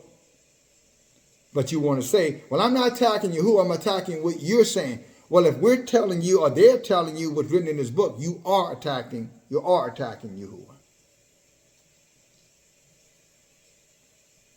And this is where I was talking about the muddy water last Shabbat. See, this is where the water gets real muddy. And that's why many of you are going to stay a cursed person. Because you won't deal with the elephant in the room. You won't deal, with the sorcerer or the witch that lives inside of you. And every time it comes up, instead of you self-assessing, you start what? Self-accusing. You start accusing other people or attacking you. And nobody, not only are we not attacking you, most of us don't even know you.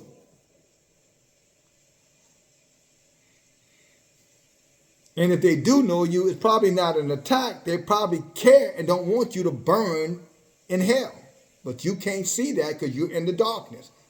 You're still in the Gospels. And it doesn't matter how good you look on the outside.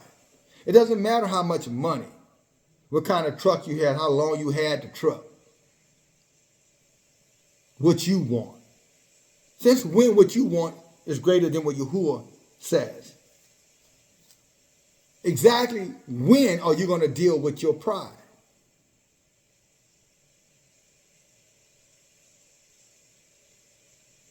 So how could you ever think that any desire of a human being is greater than Yahuwah's judgment or Yahuwah's word? If Yahuwah says no and you say I disagree, then you're saying that your will,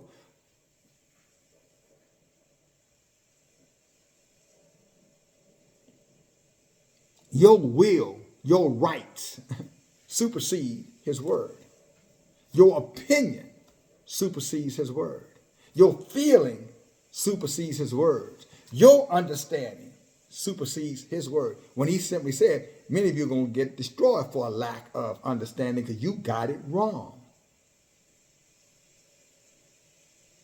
Solomon wrote it for all of us to remember. He said, there's a way that seems right to a man, but it's going to lead to their destruction.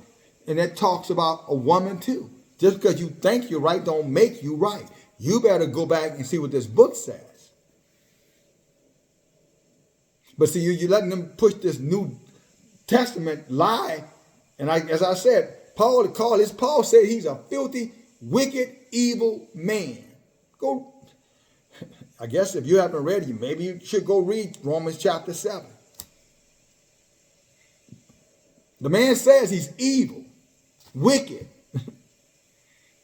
He says, I have no self-control, so don't blame me. And furthermore, he said, you women aren't even worthy to be touched. He said, I'd rather men be like myself, which implies he's probably a homosexual. He said, man, don't touch a man. Well, he does say something about that in chapter 1 in the book of Romans, Elder. Yeah, I know. But he's confusing. Seems to me he's double-minded. And what it Joshua chapter Enoch 91 says, and 4, he said, don't trust a double-minded man.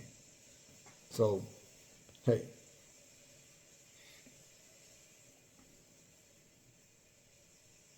But that's what he said. He said, you're not worthy to be touched, dog. Even though the book say, be fruitful and multiply and replenish the earth, man, woman. He said it's best for man not to touch a woman, but to avoid fornication. Then I guess y'all need to get married. And he said that shit real slick. Like, you could tell he like, I want these men for myself. Like the Jakes and the Creflo Dollars and others, you know, the Evans. Tony Evans never told you what he did because he probably did it with another man.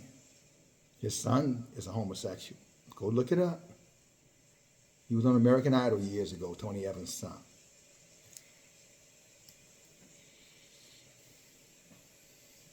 He was a homosexual. He is, not was. Two of Jake's sons are homosexual. These things are kept secret. Creflo Dollar, homosexual. And don't be surprised. You find out that Doll and Jennings and Nate, all of them are doing the same thing too. They got all these women. These women are just decoration. These women are just for distractions. When you see these men always want to go to these camps and they want to go to these training things and we want to go out here camp, we're going to go out here and learn how to fight. We're going to go out here in the jungles and we're going to be out there just men sleeping with each other in the woods. Go ask people about the woods and the Boy Scouts. I'm going to teach this boy how to be a good scout. I'm going to pull his pants down. And I'm going to scout him. Oh yeah, I've forgotten about the scandals, how they were, homosexuals, raping the Boy Scouts. So when you look at all these men, they always want to go on these hunting trips and they want to be all outdoors and these tents and guns and their little makeup on and, the sleeping bags and pen pals and I don't mean this kind of pen. You know what I'm saying? These pen pals. They love the boys. They really do. They're just like Paul. A woman is nothing to them but to exercise, their lust. Practice makes perfect. All religion is about homosexuality, brothers and sisters. All of them. You daughters of Zion, these nuns, these evangelists, the Nina Bynum. Y'all remember when Nina Bynum a while back said she was a lesbian? Y'all remember? Think about it. Shirley Caesar, Whitney Houston, in and out the church. I wonder what her and C.C. Winans were doing when they wouldn't count on me through thick and thin. Friendship will never end. You can count on me.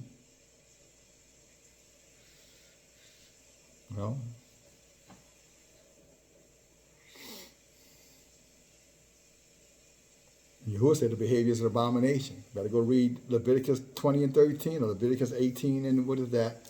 21.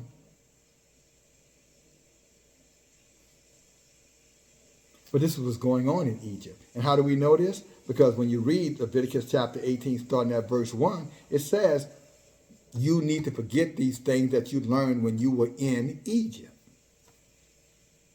Israel. And it goes on in 18 to tell you about those things. And it gets down to women with their dogs and pets and animals, men with men, women with... It goes right on through it. Just read through it. It's there. And he says it's an abomination. Those that do it, y'all say they're supposed to be put to death.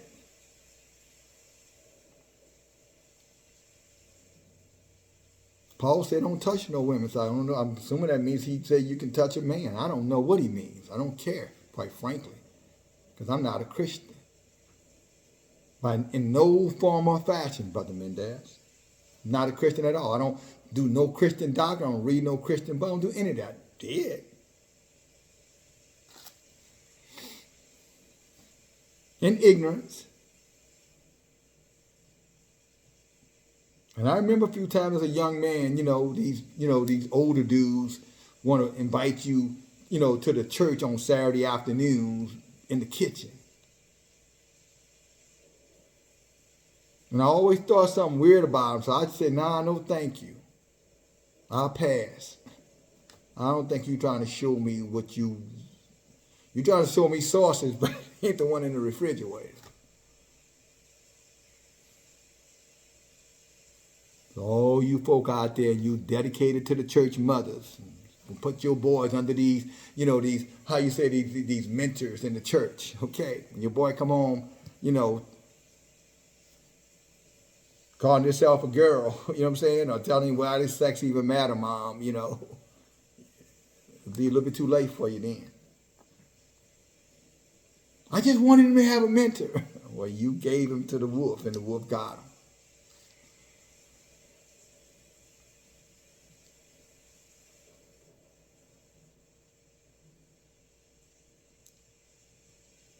But see, this darkness runs deep, brothers and sisters, and it's got to be talked about.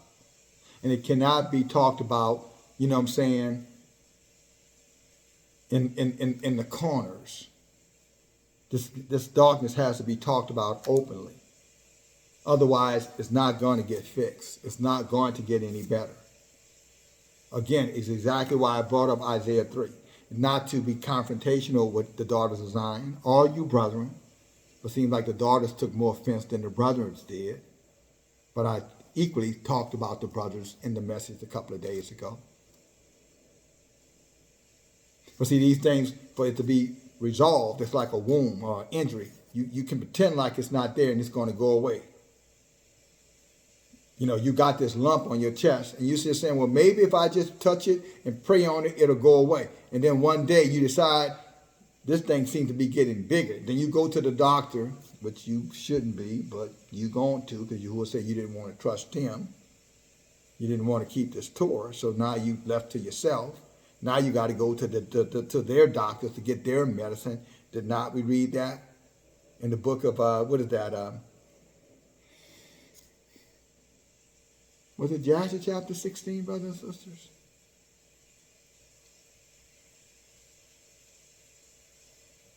Then again, it might have been, Jubilees. But anyway, we read about it. Yahuah said, since they didn't want to listen, he said, well, you teach them how to use the other kind of medicine because, they're going to have to deal with the wizards now. Because they're not going to obey me, so the earth food ain't going to help them. Even if they did eat earth food, if they're in rebellion, it's still not going to help them. So teach them how to use pharmaceuticals. So they run over to the doctor, and the doctor does an x-ray, and they say, well, ma'am, this is all through your body. We can't do anything for you because you decided to ignore it too long.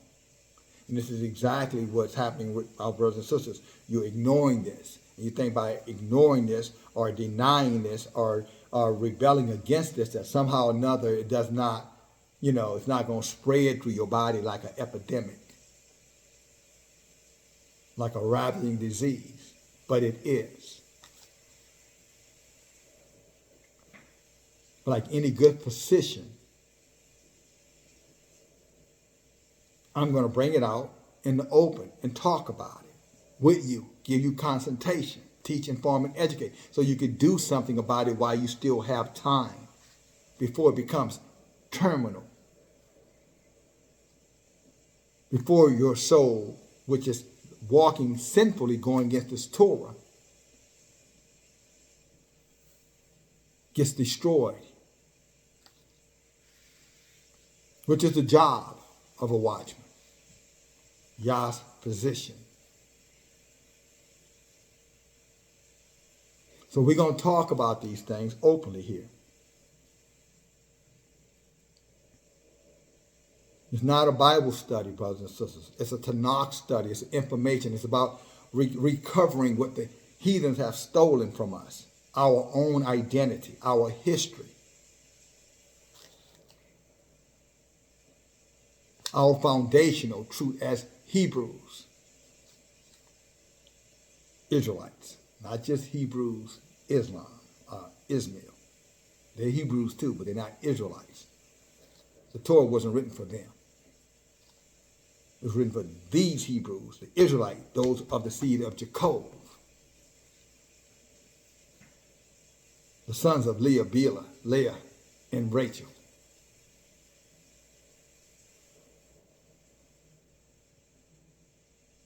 And of course, their husband, Jacob.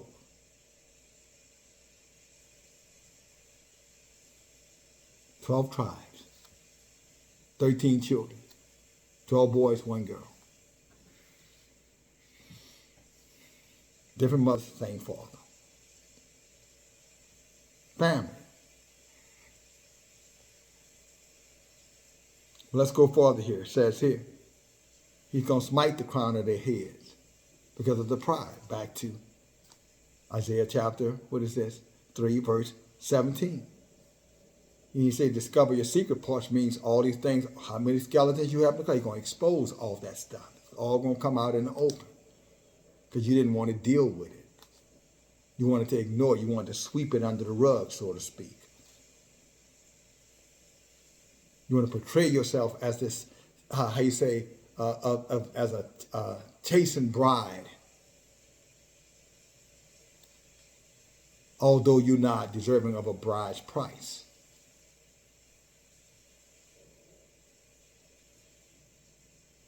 And now Yahuah can't work with you. He can't find a covering for you because your heart is too hard.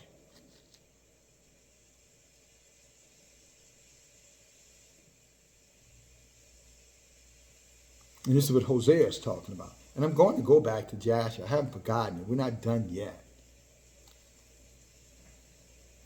But look what it says, Hosea. Let's go back now. I want to give you some context for which to understand this. Share this message. If you're a mother or father that's been fighting with your daughter or fighting with your sons because you're trying to figure out what the elder is teaching them, well, now you're learning what we're saying. And I guarantee you, if you're being honest with yourself, to this point, you don't hear rhetoric. You hear true teaching here, and you know it. And you ought to be ashamed of yourself for attacking the truth.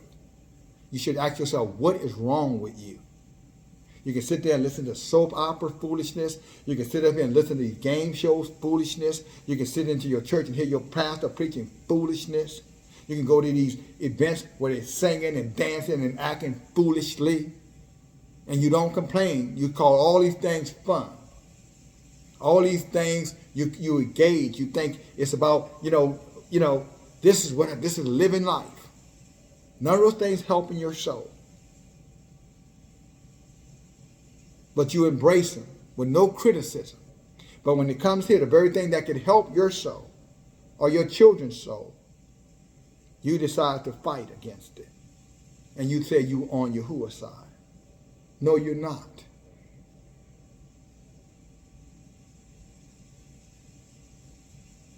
And for the record, this is what he has to say to you through me. Open up your book. I've given you precepts, hammer and saw already. Y'all know the drill. Open your book. Follow along. Probably won't because you don't love Yahuah like we do. And you despise us for it, just like Pharaoh despised Moses and Aaron. because they didn't agree with his religion, his belief. Like he said, I don't see Yahuah in here. I see Jesus. I guarantee he saw, what is his name? The Egyptian god, the one with the dog head, G-O-D, D-O-G. Anubis, I think is his name. Dagon, I think he saw, that's what he saw in his book. The Pope with the fish head thing, oh, that's what he saw over there, because it's religion. Maccabees, that king, that's what he had over there. That's what Haman was talking to his king about. Say that Torah, those people keeping that Torah, they're a problem. We're going to have to get rid of them. Just like you doing coming against your family members who are studying this book. You're doing the exact same thing your enemies did to your ancestors, if you're an Israelite. You're practicing the same thing they practice. It doesn't matter if you did it in ignorance or not. Hosea says right here, 46, says, my people are destroyed for lack of knowledge.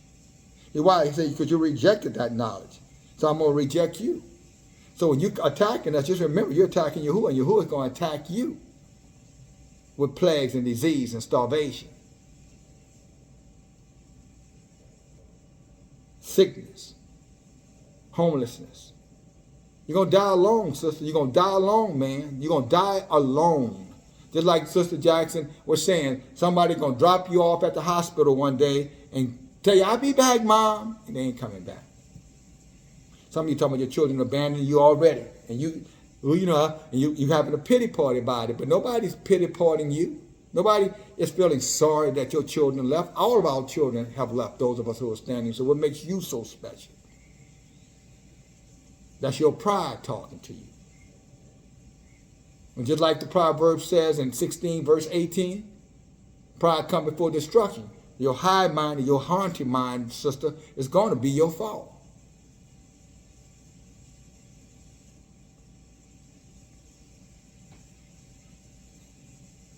But then you don't want a man to talk. You just want to hear boys talking in the form of men.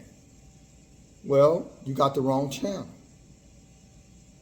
Keep on going. You'll find him somewhere over there. Joel Osteen, Joseph Prince. I'm sure there's two that'll help you out. They'll tell you what you want to hear. Joyce Myers, you love these women who rule over men. Paula White, Nita Bynum, Celestial, Gates of Halder, Maria, Master's Voice, Open Diary, Deborah Watchman. All witches, all warlocks, inducing you to be a witch and a warlock because they cater to your lust. And your lust is to rule over a man. Just need to quit lying.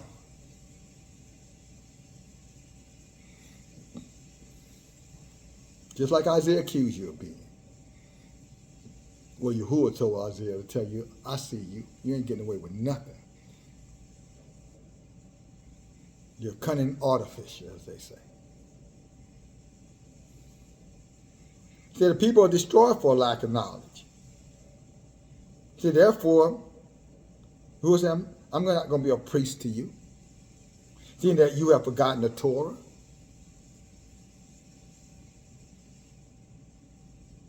Since you don't want to listen to what's written in this Torah, is what it's saying. So Yahuah said, you know what? I'm going to reject you then. And you say, I don't care what he says. I ain't rejected. You better read them divorce papers. Because he said, he's done with your ass. So, I don't care. Okay. All right.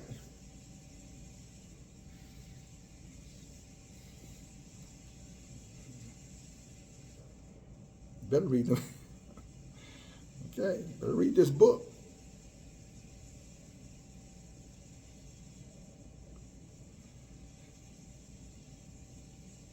Who said, since you've forgotten the Torah of Elohim, I will also forget your children. So not only are you putting yourself in harm's way, you're putting your children in harm's way with your Jesus, believing in Jesus.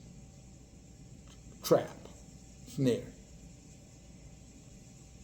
It goes on to verse 7, which I was reading. And as they were increased, so they sinned against me. So the more they got, the more they turned their backs on Yahuah. The more confident they became in what they believed. The more confident they got into what they understood. The more confident they got what they were indoctrinated into. The harder their hearts became towards the Creator, is what he's saying. He said instead of them being shameful, they got like Paul. I can do whatever I want to do. I'm blaming him. I'm blaming her. I'm not going to blame me. He says, so your shame is increased, but you don't call it shame. You call it just living my best life.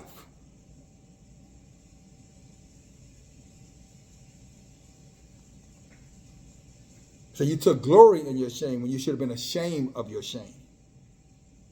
Instead of you covering, up by getting it right, you took it all off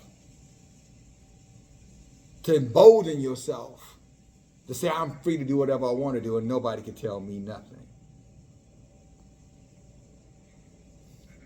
But you didn't say it with your mouth, but your actions speak louder than your words before the Creator.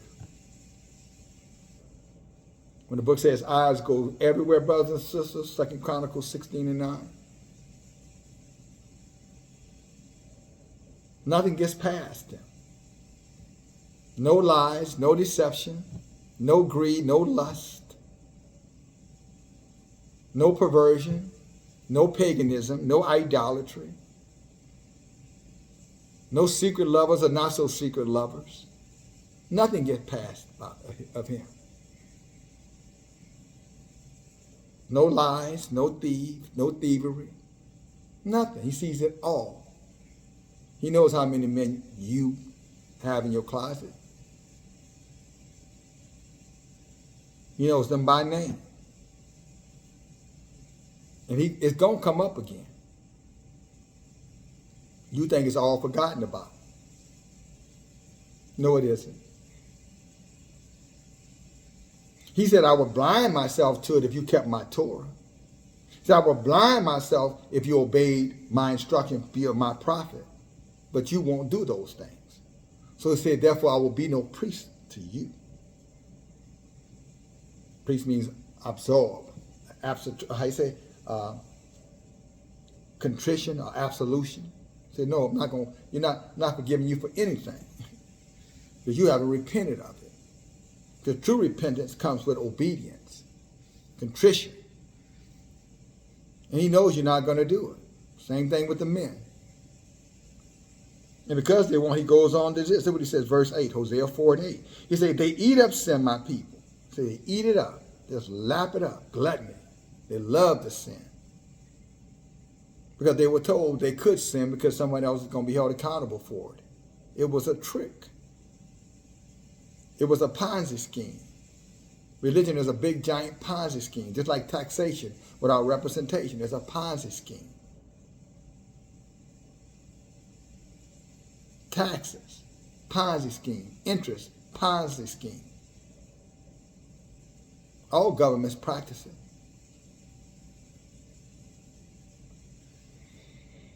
All religions teach it, or at least support it. All militaries defend it. All educators conform to it. And all fools will die because of it. So their sin gonna die. He said they set their heart on their own iniquity. And there shall be like people, like priests, and I will punish them for their ways. And I will reward them for their doings. Where's your absorption from Jesus? He's saying this is what's going to happen. Yahuah say this is what's going to happen. Our people let these sorcerers, the Balaams, those guys, tell them that they're not going to be held accountable for their sins. Yet this book says you are going to be held accountable for your sins. That's why you cater to that New Testament because you don't want to be held accountable. Tell the truth. The only reason why they're over there, brothers and sisters, because they want to do evil and not be held accountable for the evil that they do. That is the very reason why they're over there. And if they tell you anything else, they're lying. That's why they celebrate their Jesus. And they'll be celebrating him again, in about another, 22, 20, I don't know. The day is the 28th, 29th, whatever, 25th, they'll be celebrating that God again.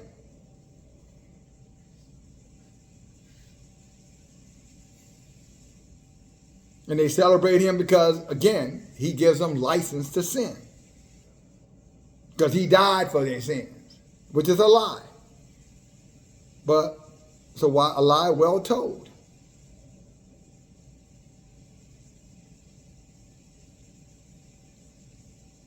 A lie well hidden. But it's going to be exposed at Judgment Day. Again, why do you think Daniel 12:2 is written? Say some of us are going to be rewarded with everlasting life, and then the rest are going to be everlasting shame and contempt. That's Judgment Day. And it doesn't mention no Jesus in there, no Michael advocating for your sins. Michael is the deliverer of the people. So when we went to all these different battles and said one would put 1,000 to flight, brothers and sisters, like Psalms 91 talks about 10,000, that's Michael with us. Michael is a warrior.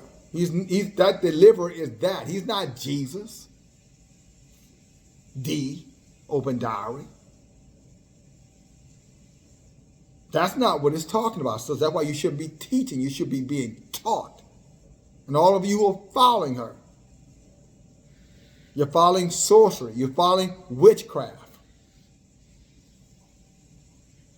Confusion.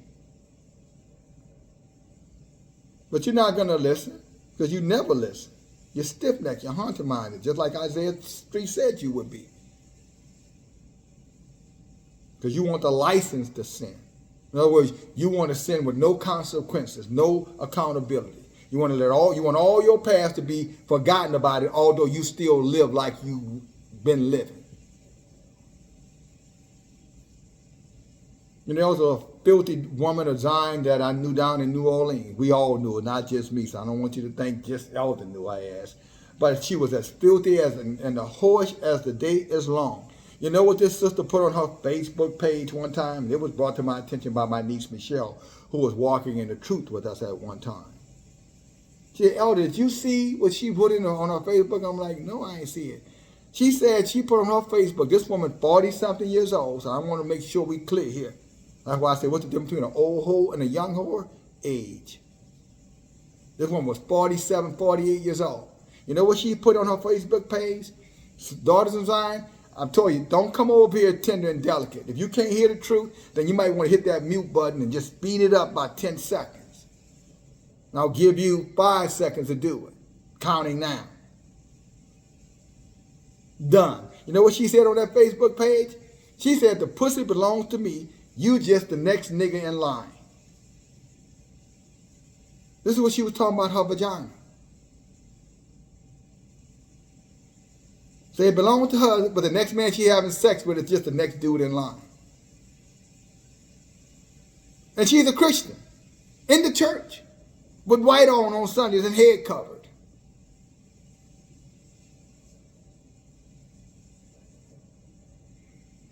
This is not a game. This is serious stuff that's happening out here. And because nobody want to deal with this, with the elephant in the room, then guess what? It's going to continue to happen. And this is why Yahuah told me, you go and you tell them. So you tell them. You eat this word, Elder DFG, and you go and tell them what I said. He said, they're not going to listen to you, most of them, but you tell them anyway.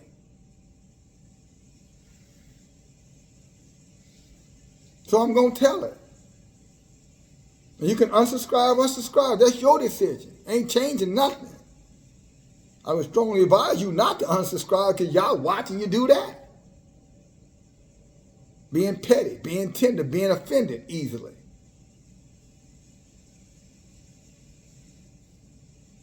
But let's go a little bit farther into this. He says this, and there shall be no people, no like priests, like and I will punish them for their ways. The soul that sins is going to die. He says, I'm going to punish you for your ways, and I'm going to reward you for the things that you're actually doing. And nobody else is going to be held accountable for what you do. You are going to be held accountable. Satan is not going to be held accountable for what you are doing. No more than Satan was held accountable for Sarah doing what she did. It didn't. The book don't say y'all judge Satan because Satan tempted Sarah to question the Creator. Because it was the Creator who told Isaac to follow his father and told his father what he wanted done with Isaac. They both said it. And what was Sarah doing? Challenging it. And who told her to challenge it? Oh, I forgot. Satan. You don't have to listen to no man. You can do whatever you want to do. Your covering only matters to the degree that you agree with him. And what happened? Playing around with Yah's commandment got her killed. And there's nowhere in the book that said, Yahuah said, I'm blaming Satan for creating confusion for her. No. She was the one in rebellion, and she died for her sin of rebellion. And I don't care if it was about how much she loved her child. Yah could care less.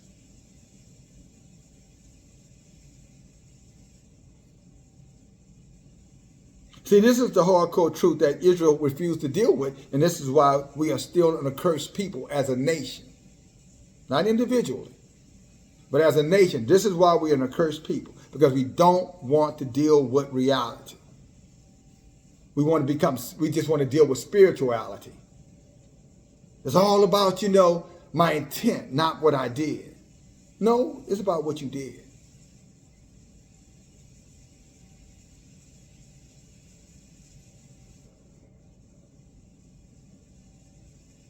Just like you hear that thunder roll in the background, you better let this thunder be rolling in your mind. I'm talking about this word.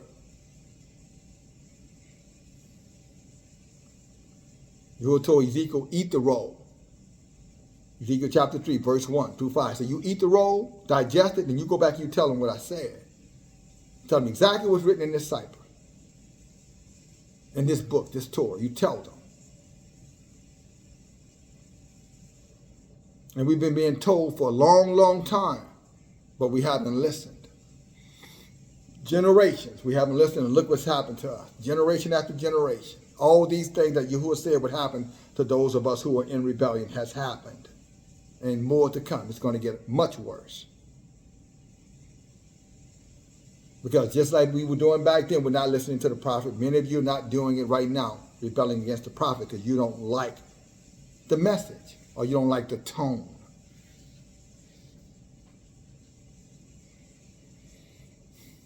Which has nothing to do with anything.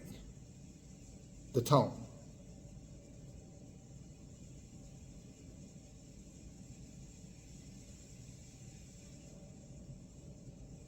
Is what does say the book? What does Yahuah say? And how are you conforming to it? How are you changed in your heart towards it? Or how you've hardened your heart against it?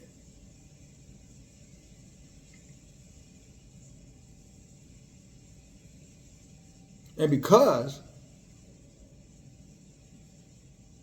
the hearts of most of Yashua has become hardened towards Yahuah, meaning his Torah, against the teachers that he called to teach, not the ones you want to teach, not the ones you go listen to because they say things that make you feel comfortable about your sin. Promoting Jesus. That's sin comfort. That's called comfort food in the real world. It's eating potato chips for dinner. See, Jesus is comfort food. And most of Israel want comfort food. They don't want the truth. They want to be told that, it's a matter of choice and Yah knows their heart. Well, it's a matter of choice and he does know your heart, but you're going to be rewarded according to what you do. Or what drives your heart, better said. And you better reckon with that now, or you will be reckoning with it later. That's what he said. You will be rewarded for your doings. That's verse 9. Verse 10 says, for they shall eat and not have enough. Hagar said, putting money in bags with holes in it. Keep on lying and you keep on believing a lie, you keep on believing. Keep on lying and believing a lie, you keep on believing. Telling lies and believing lies, you keep on selling. However you want to say it. Lying to yourself. Because you don't want to be told what to do, or you don't want to change, not real change. You want to say your knowledge and how long you've been in the truth, that's your change. No, it's not. You're just an older fool now. You're just an older, old, corrupt-ass, old, dirty woman. Looking pretty on the outside and filthy on the inside, which means you're selfish.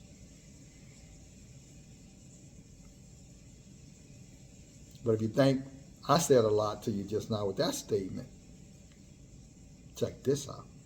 See what Yahuah says about you. For you shall eat, you shall not have enough. You shall commit whoredom, and you're not going to increase. Because you have left off to take heed of what Yahuah wants, not what you want. Then he goes on to say, whoredom, wine, new wine. What did he say? Hardens your heart. Wine and new wine is celebrating these abominations, participating in abominational behaviors. That's the wine he's talking about here.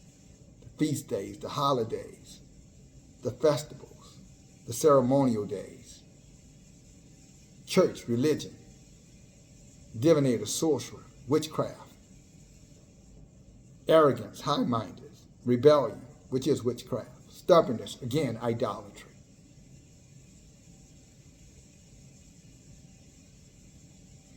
Refusing to take instruction. Again, rebellion. Or taking instruction, but perverting the instruction, perverting the instruction to fit what is acceptable to your taste. Not to what Yahuah says, to your likings. And if you don't like it, then you make the conscious decision to opt out. Well, I'm going to opt out then. So if you don't do this the way I like it, then I'm going to opt out, elder. Well, sister, you would never opt in. That's the lie you told yourself. Because see, if you were really in, you wouldn't be fighting against the truth. You would understand that your flesh is not the answer to Yah's direction.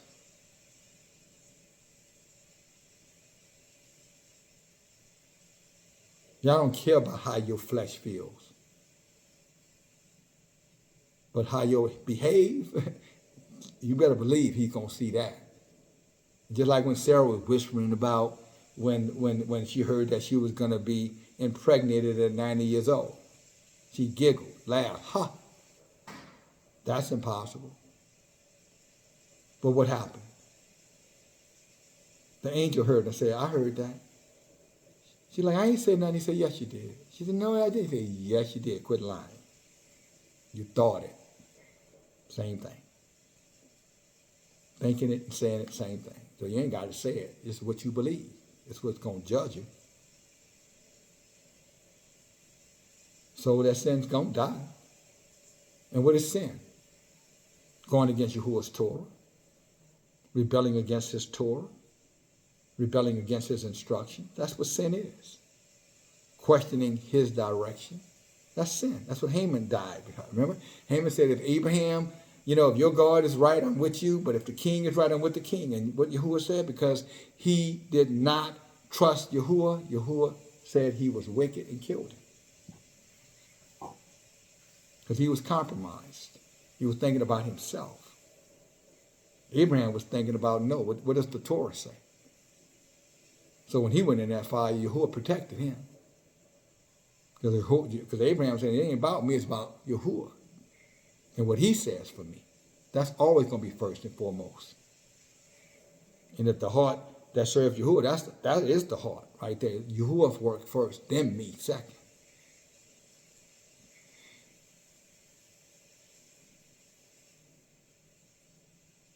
And then if there is righteousness among us, then third.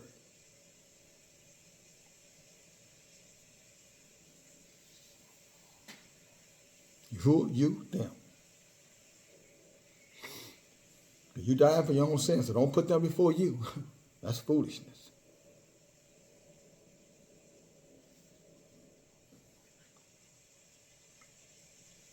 But he said whoredom and new wine and, New Testament takes away from the heart. New wine, New Testament. I told you it's religion. That's what this means. It goes on to say this. My people ask counsel at their trees. What did Jeremiah chapter 10 verse 1 says? With this holiday is coming, let's go over it. We're coming back. Let's go to Jeremiah chapter 10 verse 1.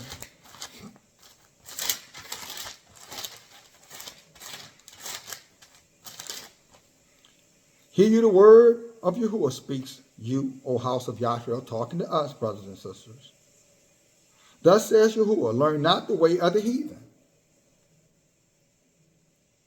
So I can stop right there, because that's the same thing that Deuteronomy 18 and 14 says. Does it not? When you go to possess the land, learn not the ways of those heathens, because they're what? Sorcerers and divinators. Let's go there. Coming right back. Deuteronomy 18 and 14. Mark it down in your precepts if you haven't already. Same thing. Deuteronomy 18:14 reads this. For these nations which you shall possess hearken to sorcerers and divinators, just like that Pharaoh was doing with Balaam in Egypt. They hearken to sorcerers, just like you're doing in these churches and religion. Hearken to sorcerers and divinators, just like you're listening to some of these people who are content creators, are church leaders, and they are divinators. And you're listening to them because they're teaching what the heathens teach. They're just saying they're not a part of those heathens organizations, but they teach the same thing. That's why they say they're not Christians, but they still teach out of the New Testament.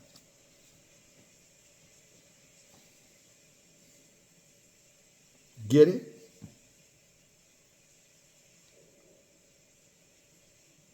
He said, don't listen to them. They're sorcerers and divinators.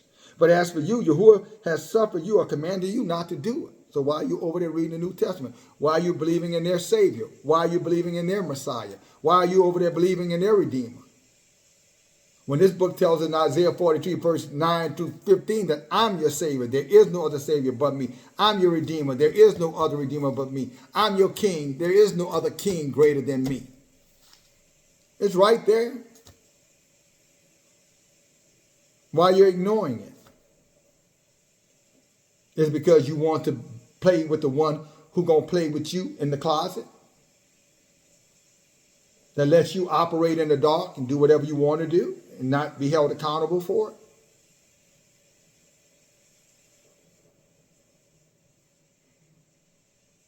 You either face the truth now or face the truth later, but you're going to face the truth. I'm just here to help. My job is to warn you, not to convince you, not to persuade you, to tell you. And if you care to know, to teach you. Who wants to learn the ways of Yahuah? Let them come in here, Elder DFG. Isn't that what Enoch said? Who want to learn the ways of Yahuah? Let them come in here, Enoch. So that's not pride talking. That's truth.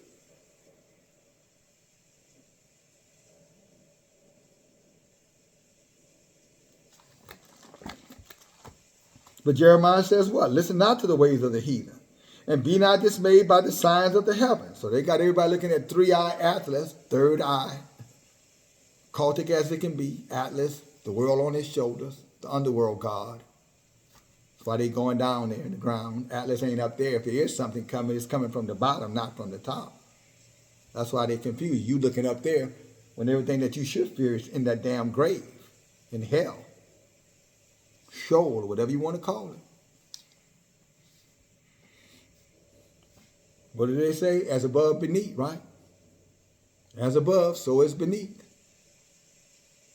You looking up there, but it's really down there.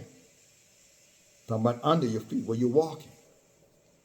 So why when they die, they open the ground up and throw them down, and that body falls farther and farther down in that casket. And one day you go down there, the casket gone. Where that soul went, hell.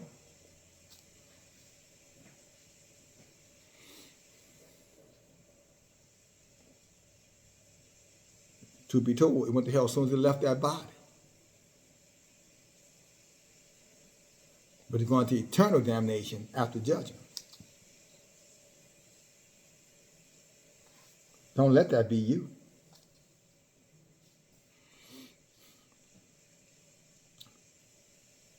It says the heathen customs of the people who are vain.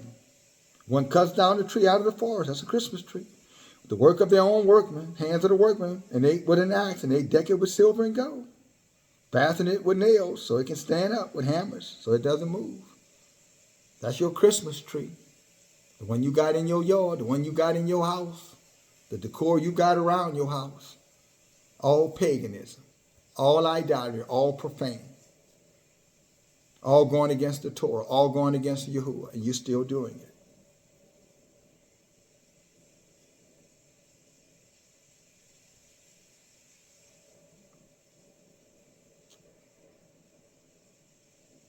You're still doing it.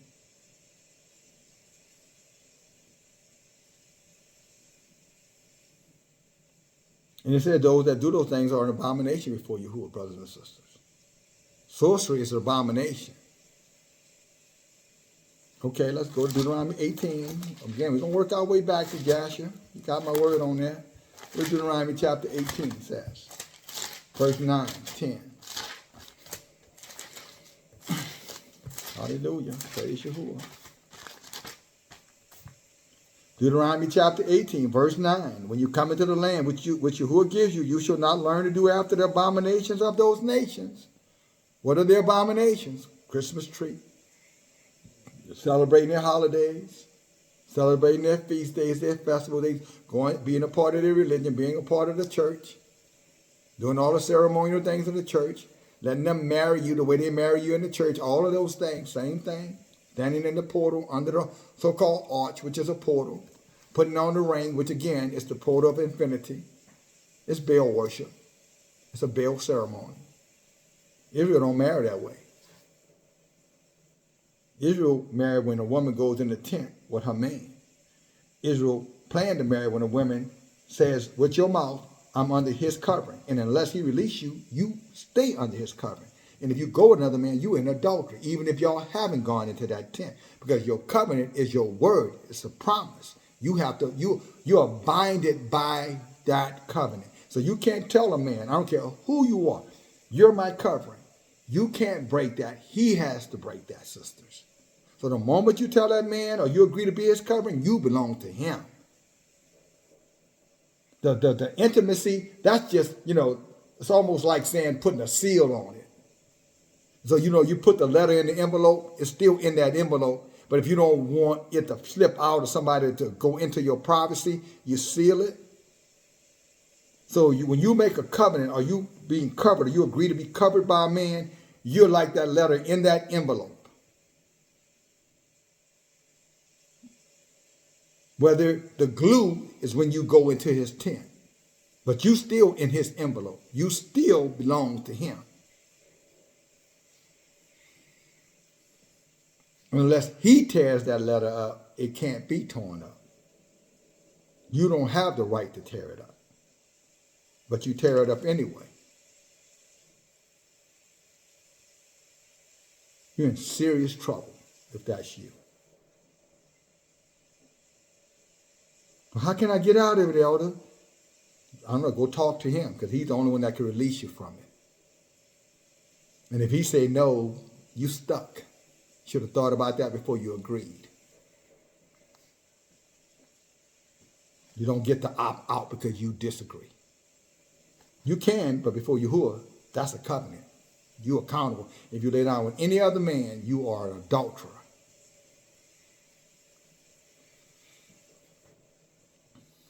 But let me go on. It says here, brothers and sisters, there shall be found not any of you that make his son and daughter pass through the fire, that uses divination, which is any form of religion or their practices, their customs, your church talking about, Pastor's Day, Mother's Day, Father's Day, all those days, Pastor's Anniversary Day.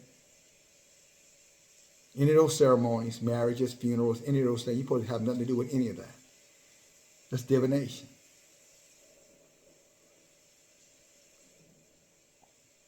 Christmas, Easter, all of it. One that practice sorcery or an enchanter or a witch, Or a charmer consulted with familiar spirits, mean praying to the dead, including your Jesus. Or a wizard or a necromancer, talking about your parents, your grandparents, or somebody else in your past that somehow or another controlling your present. If you're full of people doing that kind of stuff, ancestral worship, that's an abomination before Yahuah. Supposed to be worshiping no ancestors, praying to no ancestors. They dead. They don't know nothing.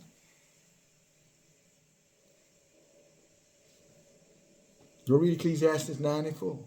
They have no reward. They know nothing. Over for them. And if you keep up that behaviors, sooner or later it's going to be over for you too.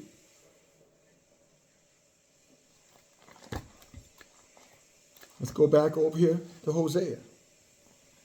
Chapter 4. Picking back up. Verse 12. Say, my people ask counsel at their own trees. We just talked about Jeremiah.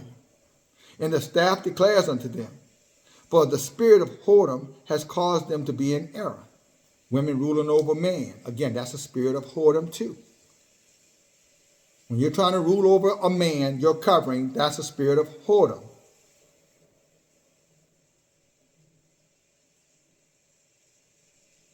So stop saying you're not a whore and acting like a whore. Because see, you let the heathen tell you about pulling down your drawers. There's more to it than that, sister. Brother, you too. When you're in error, you're a whore. When you're doing what you want to do, you're celebrating these holidays, these feast days, letting other people invite you, or you're inviting other people into your home or anywhere that they're celebrating, on the job, anything, you're nothing but a whore too, and you're going to burn in hell. You're a fool. You're a masculine fool. You're alpha male fool is what you are. And y'all going to destroy you. Going to burn you, or the rats going to eat you alive too.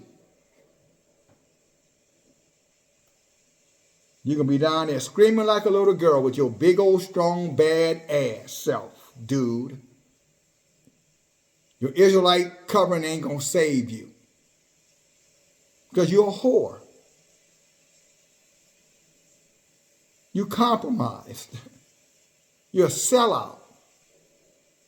You're selling out. Forget selling out for your brother. You're selling out before the creator, dude. You know your ass is in trouble.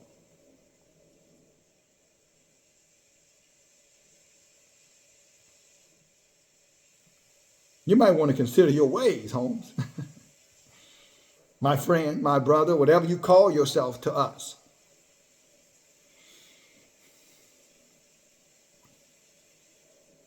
Dude, you're going to get destroyed.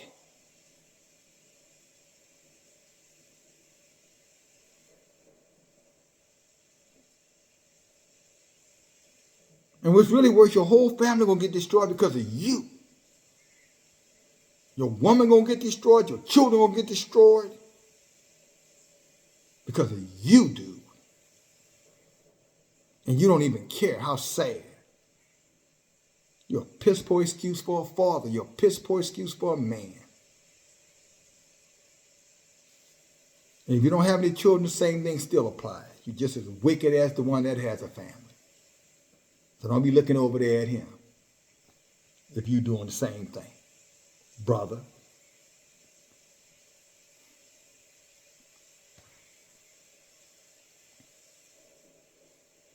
So you don't want to take heed to the truth. You want to do what you want to do. It's like a whore, not loyal. So you're in error. So they have gone a whoring away from their Yahuah. They're backslide, went the opposite direction. They went to Christianity. They went to Islam. They went to Hinduism, Buddhism, Judaism, atheism, necromancy, Satanism, agnostics, and whoever knows whatever else. Self-worship, self-idolatry, goddess idolatry. I'm a god. Doesn't the book say we gods, brother? Yeah, it means that your ass going to be judged for your behavior. just like any other so-called gods. In the Pharaoh's kingdom, there were many gods. You heard him say that. He looked in the book, said, where your gods at? I don't see yours. I see a whole bunch of other gods, but I don't see no Yahuah in here. That's you.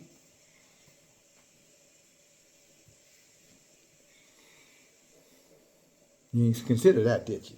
This is why you're here. Those who support this work, this is why you're supporting the work here, because this is it. This is as deep as it gets, brothers and sisters. This is as real as it gets. They don't let them get you all twisted up with all their words and all their numerology and all their astrology and all of their, antics, Christian antics. Don't let them catch you up in that folly, trying to show you how much they know and how smart they are and try to be clever and try to confuse you, throwing all kind of stuff at you. Y'all better learn how to tell these dudes, get out of here. You better learn how to turn them off. You better learn how to do what they ought to do. So when they come in these comments, I just remove them and block them if they keep coming back. And every time they come out, I'll block them. They don't let them take you 5 minutes to put your comment. Take me 5 seconds to delete it. Hallelujah, praise Yahuah. I'll be laughing at you. I'll be like, damn, I'm about to beat you gone. You out of here. Every time they do it, I'll beat you out of here. Wasted all that time. I get no more pleasure than to excuse you from the room. So have at it. You're just wasting your time. But brothers and sisters, be wary of them devils. They are clever. They are slick. The smooth words, like David said, their words, what Psalm 55:21 says, their words are smooth as butter. But they got what? War in their heart. They hate you. Their words are as soft as oil, but they say they got knives in their hand. They really would like to kill you, unalive you, cut you off, shut you up. But they can't. Not if you're in this truth. My brothers and sisters, if you're standing on this truth, no weapon formed against you going to prosper. I mean, none. But you better be on this truth, though. What's true? Yahuwah's word is true. This Torah is true. This testimony allows us to stand strong on this truth. That's why he said the Torah and the testimony is forever. Not one without the other. They support each other, hand in glove. That's why we come together to study the Tanakh and the Torah in this holiday season, the days of the heathens, the days of death, the whoredom days, the days of whoredom, where all the whores come out to give gifts and play with each other, have parties and celebration. Their pagan orgies are happening now. The Christmas party, the office party. Those are orgies. Those are spiritual orgies. What did Deuteronomy say? Exodus chapter 32 said the people laid down to sleep and got up to play. That means they started acting whoredom. That's why they started the calf and the Baal worshiping. So when Moses came down, he had the Levites kill them all. Yahuwah said, destroy them. You can read about it, Exodus chapter 32, said the people laid down to sleep and got up to play. Many of you did that Thanksgiving. You ate all that food, you fell asleep, and you got up and you got drunk. Hung over the next day. Mom, we had a good time, huh, Mom? And her mom, dumbass, I just miss y'all so much, you desperate little poor fool you are. How sad. Damsel in damnation. No, you ain't no damsel. I know you probably say damsel in distress. No, your ass is not in distress. You are as guilty as the sin you in. And no clever words going to get your ass out of it. And no, you can't repent of what you willingly did and do. Let's go on, brothers and sisters. It says this. Say their whoredom, back to 12, your whoredom has caused you to be in error. And you have gone whoring from away from Yahuwah, which means his Torah, his truth. Verse 13, you sacrifice on the top of mountains. That's just your churches, the steeples, the chapels, the altars that your Baal worshippers stand behind, the pulpit. You burn incense like you do in the churches, in your house, under the trees, under oaks, poplars, elms, because the shadow thereof is good. So you go somewhere where you can hide because you feel like, well, nobody can, if they don't see me do it, then I'm not guilty. If I don't say I'm not going to do it, but I did it, I'm not guilty. No, you just as guilty, just like when Sarah did it without saying it. You did it whether you told anybody you did it or not, or didn't say you wasn't going to do it. You're as guilty as anybody who has done it. You no less guilty. Matter of fact, you're guiltier because you're trying to do it. You're hiding doing it. You're doing it under the tree, in the shadows. Therefore, your daughters shall commit whoredom. Your children are going to be just like you, wicked. And your spouses shall break wedlock. They're not going to be loyal. They're going to do it again. It goes on to say, I will punish your daughters. Look around. This is inside your house and outside your house. Your family, your extended family, your friends, and those you hate. I will punish your daughters when they commit whoredom, nor your spouses when they break warlock. What do you mean by that? He said, I'm going to let them dog your ass out. Your husband going to dog you out, your wife going to dog you out. For themselves are separated with whores. He says, this is their idolatry, their paganism. And they sacrifice with the whorelots, with the rest of the heathens. Do exactly what the heathens do. Even though the book says, learn not the ways of the heathens. Therefore, the people that do not understand this, he said, you're going to fall.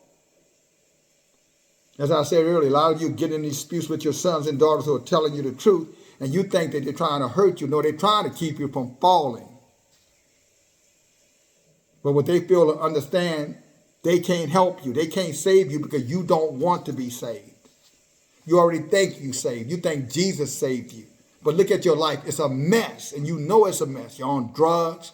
You're on alcohol. You're taking all kind of, narcotics. You're drinking all kind of things to stimulate yourself. You screwed up. You're already done.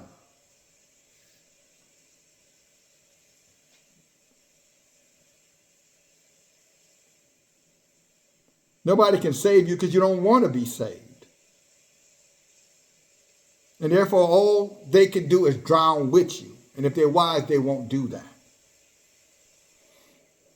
Leave you to your own self-destruction is what, if they're really wise, they should do. They should be looking for a way to leave you behind. Leave you to the dogs. Leave you to the scavenger. Leave you to the ravagers, what they should be doing. And some of you are left alone for that very reason. You think you isolated because you're standing up for the truth. No, you isolated because Yahuah is judging you because of your rebellious, idolatrous, whorish heart that you don't want to acknowledge. Because you think because you've been in the game so long. You're like an old athlete like LeBron. You're full of steroids because you're too much of a coward to walk away from the game. You love the lights. You love the glitter. You love the attention. You're attention whores. So you run around bragging about what you're capable of doing and how you look.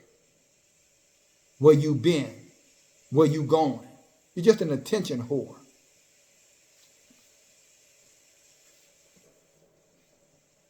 They abandon you because you cursed. They cursed too, but they abandon you because you cursed. Because you haven't changed. You might have been in the knowledge, but you ain't changed nothing about yourself. You're the same old hag. Same old warlock.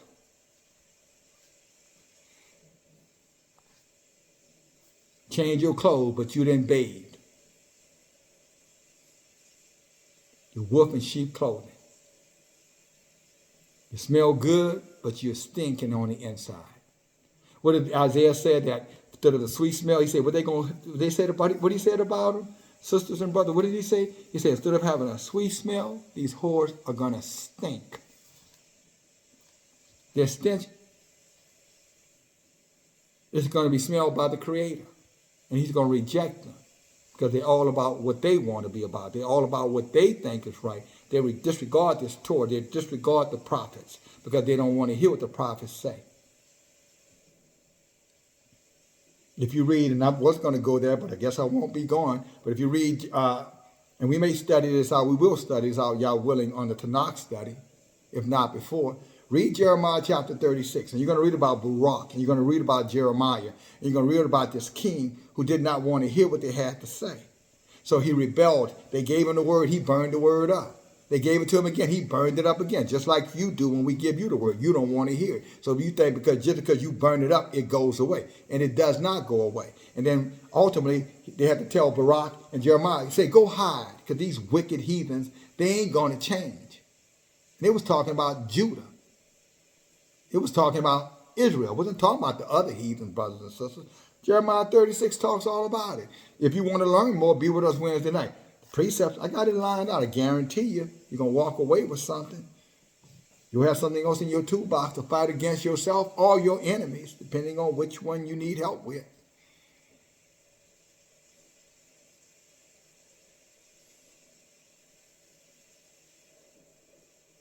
But don't try to save them. They don't want to be saved.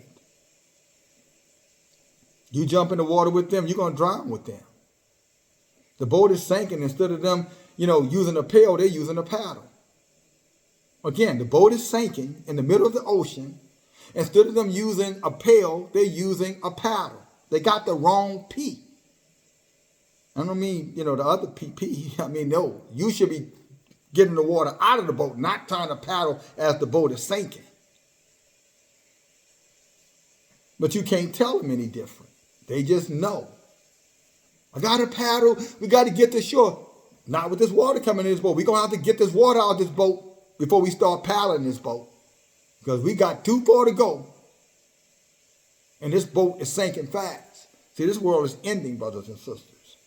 So they think they still got time. That's why they over there paddling. When they should be, bailing, paling, throwing it out. Getting out the old, getting out that muddy water. But they just sinking in it. Because they don't want to change. See, they're not comfortable with change. Change is too unfamiliar for them. But they're not understanding that the soul that sins is going to die. So either you change or you're going to die the way that you are. And the way you are is not going to be acceptable for Yahuah, because it's not your way. He said, my ways is not your way. My thoughts are not your thoughts. That's Isaiah 55, what? And 8. He made it clear. You can think this is how it's going to work out for you, sister, but it's not. You can think you're going to get away with this, brother, but you're not. You can think Dahl and Jennings and all of them got the answer, but they don't. These camps, you can think they do. Not anytime they open their New Testament, they don't know who the Creator is. I don't care what they say. Because had they known, they wouldn't be over there. I was over there. I came out. If they were in the right place, I would have stayed.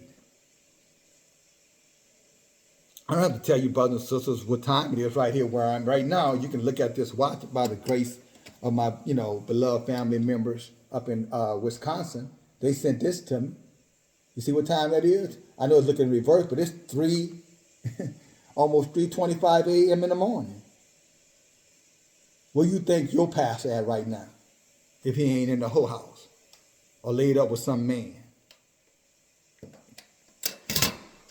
or some woman.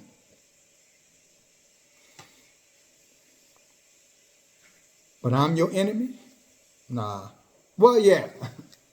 But I'm not the enemy. Just your enemy. He's your enemy. She's your enemy. But because you like to hang out with the whore-lots, then your harlots, then you good with them. But they ain't going to call you out for your wickedness. They're not going to call you out for your error. So y'all get along. How can two walk together right except they agree anyway? But for me, you ain't going to show that love. Because I don't cater to your abominable sorcerous behavior. Because Yahuah told me to tell you to stop it. So what I look like doing it? No, I'm not going to placate you.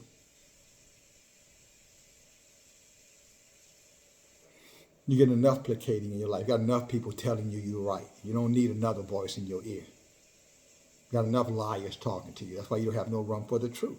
So daughters and brothers of Zion, those of you who are standing on this truth, this is why they're going to continue to disrespect you. They're going to mock you. They're going to scorn you. They're going to scorn you. They're going to try to put roadblocks to hinder your progress, to hinder your path, to hinder your accessibility to this truth. That's what they're going to do. And they're going to get worse. One thing don't work, they're going to try something else. And they're going to try to burden you down. That's why you got to rebuke Satan. You can't just let Satan exist among you. You have to rebuke him. Remember, Abraham had to rebuke Satan for Satan to go away. See, a lot of you are just arguing with these devils. That's not going to work. The more you argue with them, the more control they're going to have over your mind, over your mental. Don't argue with them. Rebuke them and walk away. Shut the door. Put a lock on it, whatever you got to do. And then rebuke them. You'll be shocked you tell somebody to their face, I rebuke you, Satan. You'll be surprised. Go tell that to mama next time she start talking shit to you. Watch what's going to happen. Talking about opening up her filthy mouth. Talking against this truth, this book, this prophet. Just say, I rebuke you, Satan. Watch what she does. Watch what he does. You'll notice it. Look at their eyes. You'll see. They'll do like that. You'll see. Try it. And I'm telling you to go vex nobody. I'm talking about if they coming at you. Don't go at them. But if they come at you, that's how you deal with them. Satan came at Sarah. But Sarah put herself out there, exposed herself to him. So, of course, she made herself easy prey.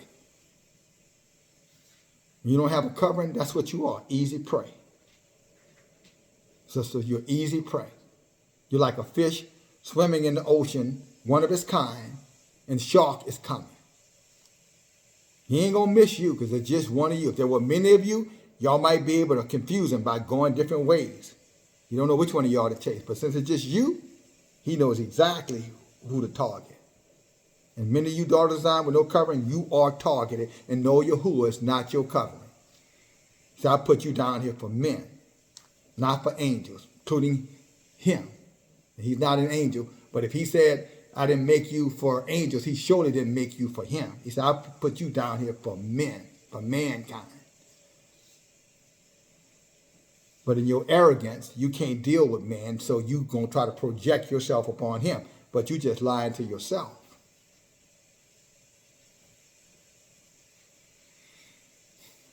And I've shared that with you before. Let me see something here. Maybe we can go to it. Maybe you need to hear it one more time.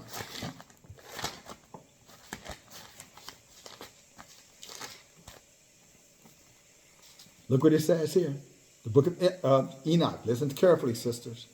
Those of you who don't have a covering, don't want one, think Jesus or God or Elohim, Yahuah is your covering. Check this out. It said, the book of Enoch, chapter 15. He said, wherefore you have forsaken, he's talking to the angels. He said, wherefore you have forsaken the lofty and holy heaven, which endures forever, and you have laid with women. These are you talking about some spirit is covering you. And you have defiled yourself with the daughters of men, defiled yourself, and have taken to yourself women, and have acted like the sons of the earth, which is men, and have begotten giants. You being spiritual, talking to angels, holy, and possessing a life which is eternal, have polluted yourself with women, have begotten a carnal blood, have lusted in the blood of men, and have done as those who are flesh and blood do. These, however, die and perish. Therefore, I have given to them women, that they may cohabit with them. Talking about men. So you are given here for a man, woman, whether you like it or not. But see, your haughty mind, your hard-headed, your rebellious spirit, these demons are telling you something to the contrary because you caught up in familiar spirits. You're praying to the dead. You're claiming that the Creator is your covering, and he did not say that. He held the angels accountable for that very same behavior that you trying to project on him. You're blaspheming. He said woman is made for a man. So woman, the question anybody should be asking you while you out here, where is your man? And you say you don't have one, but most of you don't have one because you don't want one. But you refuse to acknowledge that. Some of you used to be there when you have repented of that and praise Yahuah for you, sisters. Yah will give you a covering. Because you desire, and you're not coming at him with conditions. You're coming at him humble. You're coming at him unconditionally. As long as he loves Yahuah, then you say, okay, and if we're right fit, I'm in. That's the way a righteous woman thinks.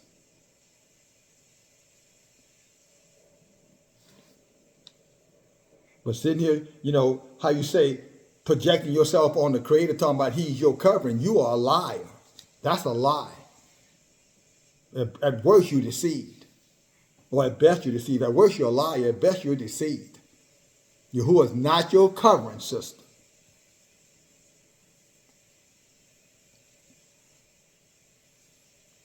I'm going to tell you that once, but do not ever come at this elder talking about Yahuah is your covering, because I will call you out on your wickedness. That's sorcery. That's whoredom. That's an abominable statement you're making. It says again, let me read it to you one more time, because you're little hard-headed ones, you don't listen. He said, however, these die and perish. Verse 5, therefore I have given them women, that they may cohabit with them, that the sons might be born of them, that this might be transacted upon the earth. But you being spiritual were made spiritual, possessing a life which is eternal, and not subject to death. Therefore I made not woman for you, because being spiritual, your dwelling is in heaven. Again, I did not make a woman for angels. I did not make woman for myself. He said, I made women for men.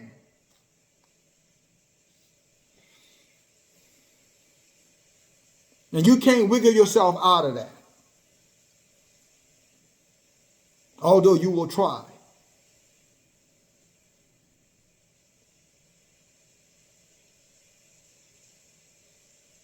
Because you're arrogant, you're pompous, you're high-minded, you're haughty. And nobody's willing to tell you that. Because they know if they tell you that, then you're going to spit that venom on them. That poison out your mouth. But I'm not afraid of you. I know how to deal with snakes. You chop their head off. You do this.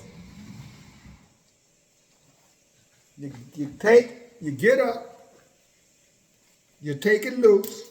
This is how you deal with snakes. You get the blade out, good sharp blade too. And then you just cut that head right off. That's how you deal with the snake. That's how you deal with these female serpents.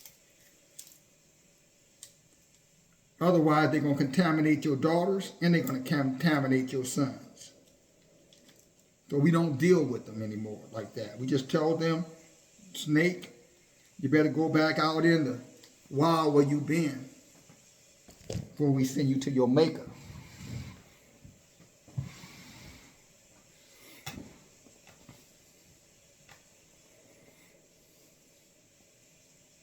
Let's go back over to Hosea. Say verse 14.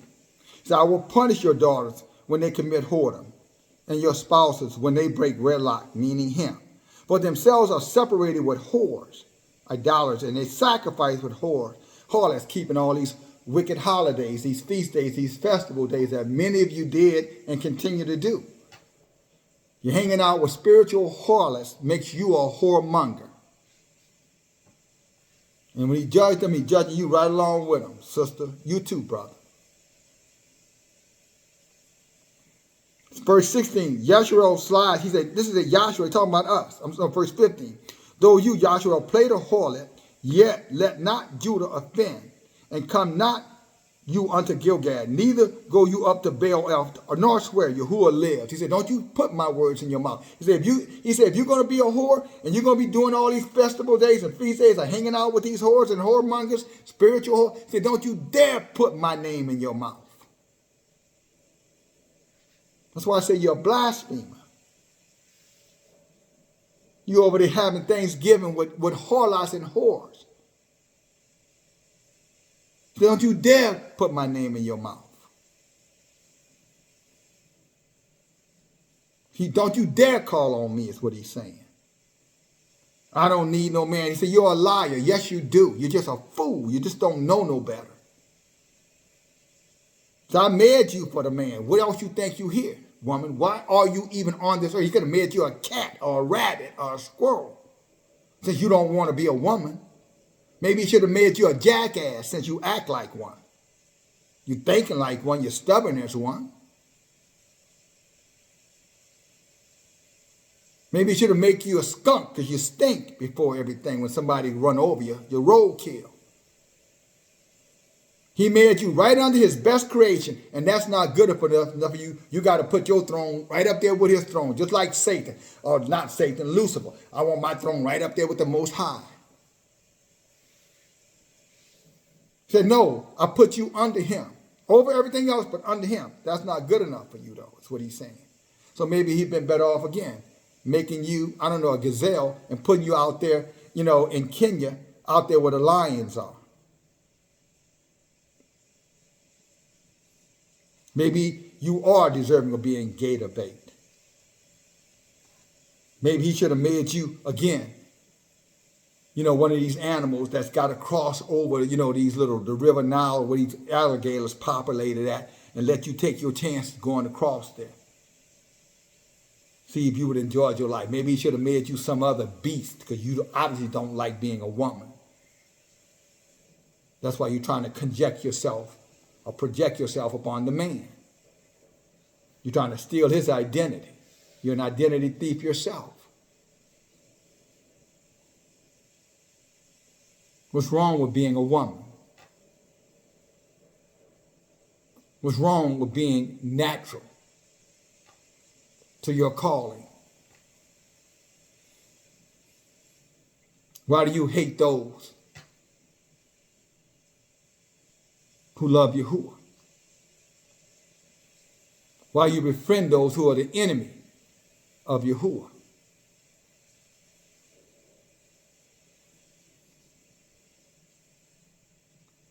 You have an identity crisis. You better figure it out before it's too late, sisters. And you men who call yourselves mighty men, you better figure it out too, with your tender, delicate selves. You have an identity crisis too, because nobody can tell you nothing. You're just as rebellious as they are. You won't get under authority. You think authority is an affront to your masculinity. No, it isn't. It's a compliment. Iron sharpens iron, like a brother sharpens the countenance of his friend. Proverbs 27:17. What's wrong with you?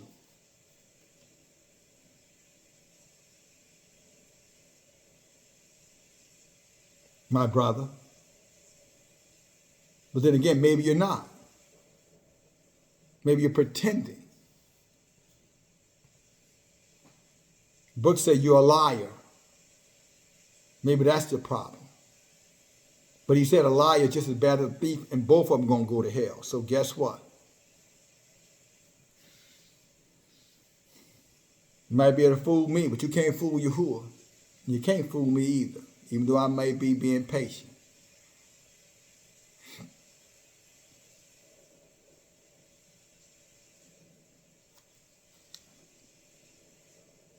But like all roads to destruction, eventually they come to an end.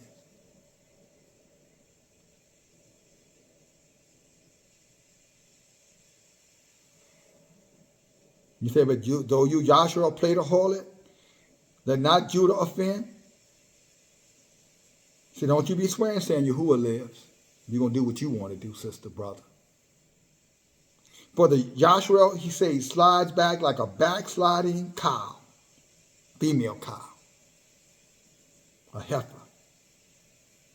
And now Yahuah will feed them as lamb being led to the slaughter. That's what large place. That's exactly what Isaiah 53 is talking about. It's talking about Judah and Joshua. You look at Isaiah 53, 7-9, that's exactly what it's talking about. So don't ever let anybody come and tell you that that's Jesus anymore. Though it's you. That's Israel and that's Judah. Backsliding against Yahuah, so now you're being led like a sheep to a large place, which means a slaughterhouse.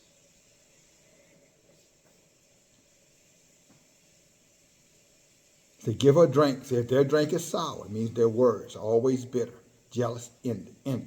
They have committed whoredoms continually. They're not going to change. Give her rulers to love with shame. Let them love the other devils. Lead the devils to the devils, is what it's saying. Lead the whores to the harlots. Leave the wicked to the wicked. They have their reward. That's what it's saying here.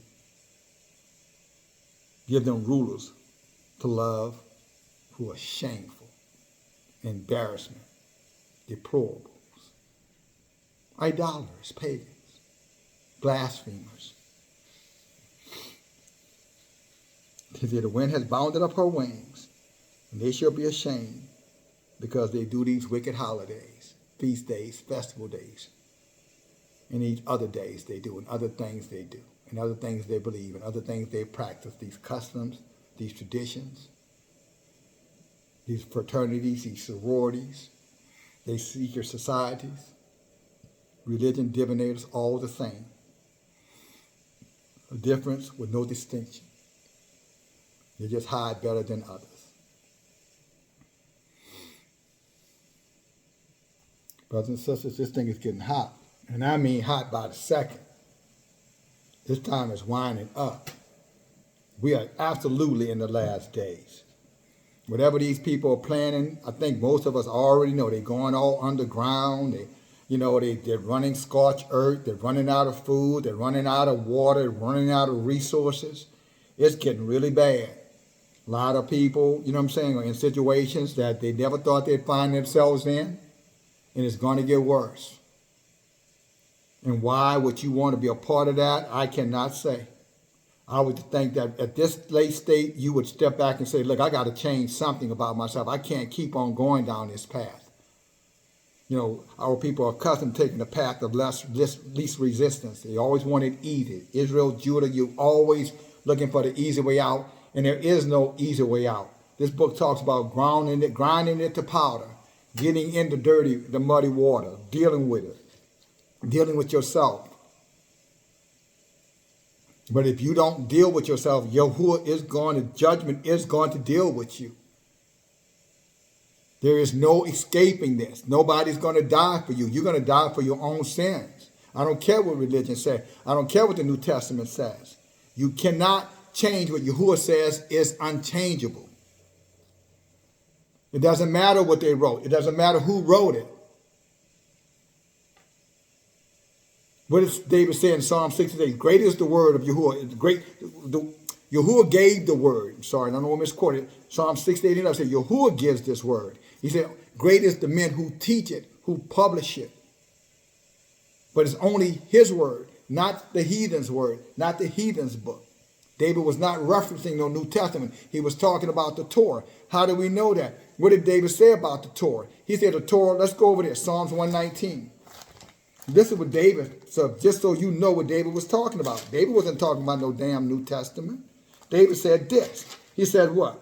This is Psalms 119 and 72. What did it say? The Torah of your mouth is better unto me than 1,000 of silver and gold. David said the Torah was the most valuable thing.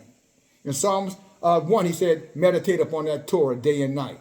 David was not confused. David was not a pagan. David was not a heathen. I'm talking about King David.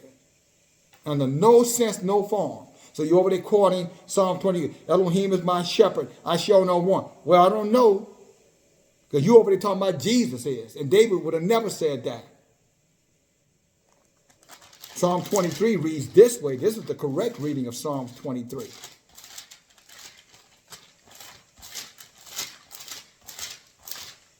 It says, Yahuah is my shepherd. Look at it. This here is in blue.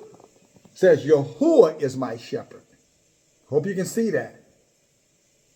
See, they confuse you in their New Testament book, or not New Testament, but in the King James Version, the perverted versions of the books. That's why you need to have the cipher. It's going to say Lord, and so you can project anything in Lord. Abraham was called Lord. A king could be called Lord. Jesus is called Lord. Someone in the royal palace in England is called Lord, L-O-D. No, he would have never used that word. David would have said, Yahuah is my shepherd. So he was crystal clear. Again, Psalm 68 and 11. Just To repeat it again, I know I said it a moment ago, but what is it says? Yahuah gave the word. Great was the company of those that published it. That's 11. 68 and 11. Now let's go back over to Joshua. I told you we would finish there, and we're going to finish there. But these things need to be said. Again, these people are running for a reason. Again, I'm telling you, they're constantly telling you there's a new disease coming. There's war coming. There's, aliens coming, which we know that's nothing but fallen angels. There's famine coming, starvation. That's because they're trying to hide it through the tariffs. The tariffs are just covering up, a famine. There's no food. There's not enough food to go around. They're killing off everything. They're giving you fake food to eat, telling you it's food. Bugs, locusts, beetles, almost meat. Human flesh in the food now, making you cannibal, and you don't even know you're a cannibal. Blood is in the food. And the book said blood should not touch blood. We don't drink things with blood in it. Blood is in a lot of these meats. They don't cook this stuff. They don't cook it out of it. That's why we're sick. Most of us. Not all of us, praise Yahuah. But all this stuff that's happening is happening rhythmic, and it's going to happen, and it's going to get worse. So who's supposed to say something about it? Nobody? Surely you're not counting on the ones who had the mic in front of them for years, mega churches. They sure hasn't talked about this. So who's supposed to say something? I named a list of these content creators. They sure not talking about it. If they do it, it's talking about a perversion of it. Trying to confuse you by mixing them together. This book says, how can two walk together except they agree? Iron sharpens iron, like with like.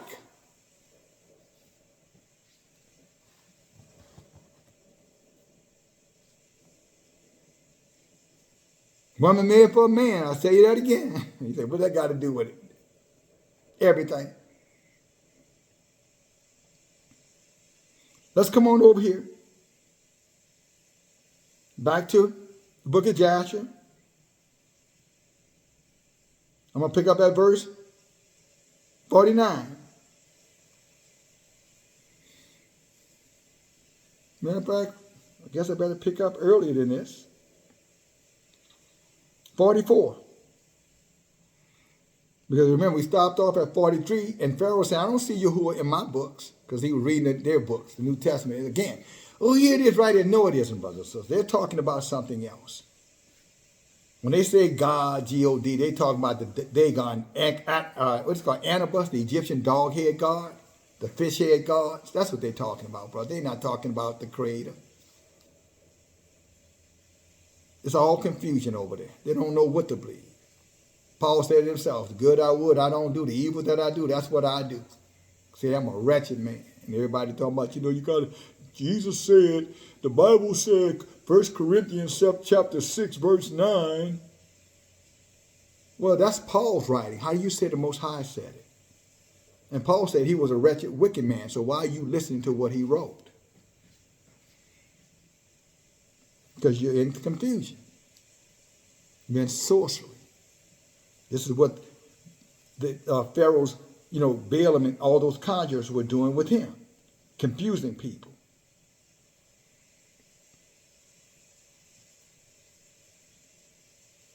Again, I'll pick up, let's just make it easy. I'll pick up verse 43, okay?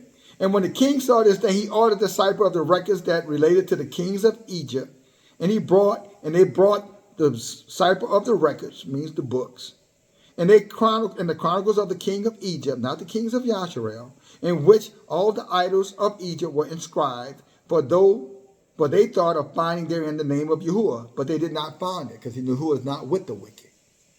He don't hear their prayers. Proverbs 28:9 says, Yahuah said, if you reject my Torah, I don't hear your prayers. He said, and Pharaoh said unto Moses and Aaron, behold, I have not found the name of your Elohim written in this book. And his name I know not. Of course they don't know his name. Heathens don't know the name of our Creator. They refuse to say it. They refuse to acknowledge it. And they've taught many of our people to be just like them. And the counselors and the wise men answered the king, said, we have heard that the Elohim of the Hebrews is the son of the wise. We've already talked about that. That's a lie. Verse 47. And they answered and said unto the king, Yahuah is the Elohim. Yahuah of Elohim is his name. This is what Moses, I'm sure, said to them. And he proclaimed his name over us from the days of our ancestors and sent us, saying, go to Pharaoh and say unto him, send my people that they may serve me. This is exactly what he's sending me to do. Tell you, brothers and sisters, stop being pagans, stop being whores, stop being whoremongers, and serve Yahuah.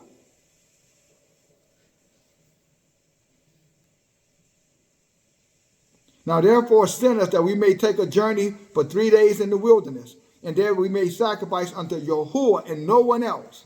And from these days we pray to him, we honor him, we worship him, we subject ourselves to him.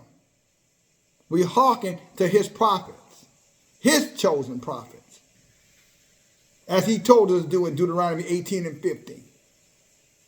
And no, you don't get to decide who is and who isn't. His prophets are validated by their willingness to teach this word uncompromisingly, without respect of person, unreligiously. That's how you know, idiot. Didn't have to tell you that, but I guess I do. Now, therefore, send us that we may take the 3 days journey into the wilderness. Let's drop on down.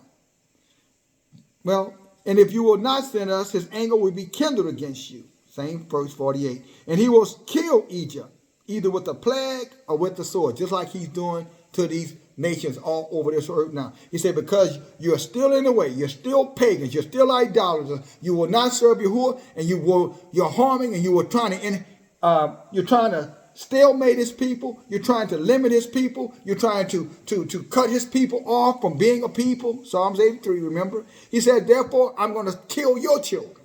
I'm going to get war with you. I'm going to create war amongst you. And now your children are going to die by the sword. Your children are going to die by diseases. He's doing it to them right now, brothers and sisters, in real time. But most of our people are so caught up in these celebrations, you're not even looking at these people are setting up a trap for you. The food source, the water source, brothers and sisters, it's all rationed already. You just don't know it yet. And all it's going to take is some type of knocking down, the EMP? We call it the internet. The communication systems, the electronic systems, the things that pretty much run the world. In 3 or 4 days, everybody here going to be mad men and women, except for the righteous remnant who are protected by Yahuah, us. And they're going to be out there in these streets killing each other, eating each other. I'm talking about less than 5 days. The day is Shabbat. If y'all strike it today, and he could, a week from today, it's going to be mayhem out there. For Esther chapter 15, verse 19 said they're going to kick in your door, sister, you by yourself. Because you don't want to do what you don't want to do. He's going to kick your door in. They're going to come in, they're going to grab you by your hair and drag you out there and do whatever they want to do to you. And leave you for the dogs. Whether you have dogs, used to have dogs, or don't have dogs. You're going to become dog food.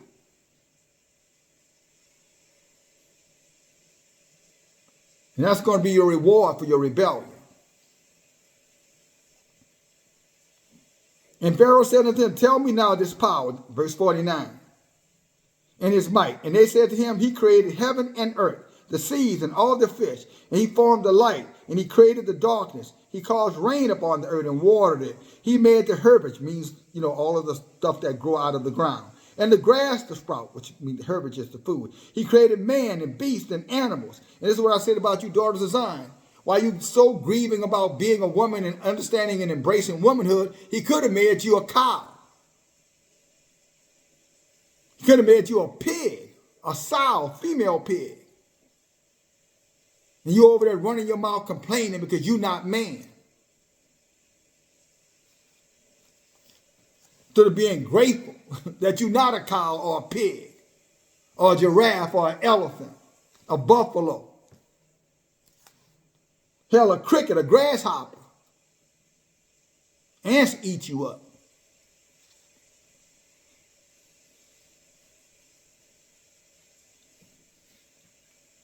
You don't see it. That's your problem. You refuse to see. What did Jeremiah say? You got eyes to see, O foolish nation, but you can't see. Ears to hear, O foolish nation, but you won't hear. You won't listen. Somehow or another, you marginalize what you are. Because of your selfishness, because of your arrogance, because of your pride, because of your lust, because of your whoredom, your whorish mentality. You want to be what you're not, instead of what you were created to be, which is beautiful. But you can't see it. Because you're in darkness, because you're in rebellion.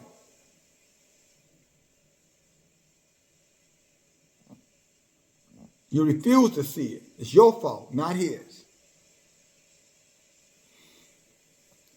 To the animals of the forest, the birds, the air, the fish of the sea, and by his mouth they all live, and by his mouth they die. Surely he created in you your mother's womb, and he put you into the breath of life, and he reared you and placed you upon this royal throne. He's telling this to the sparrow. Why you doing all this talking? Mom, Dad, why you doing all this hating on us? You better be glad he's the one that created you. So you doing all this talking.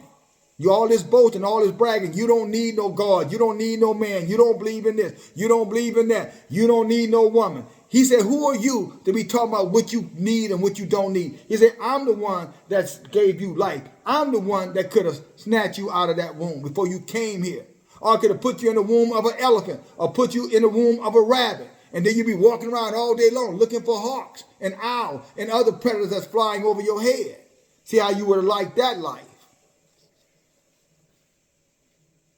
Since you don't appreciate what he made you.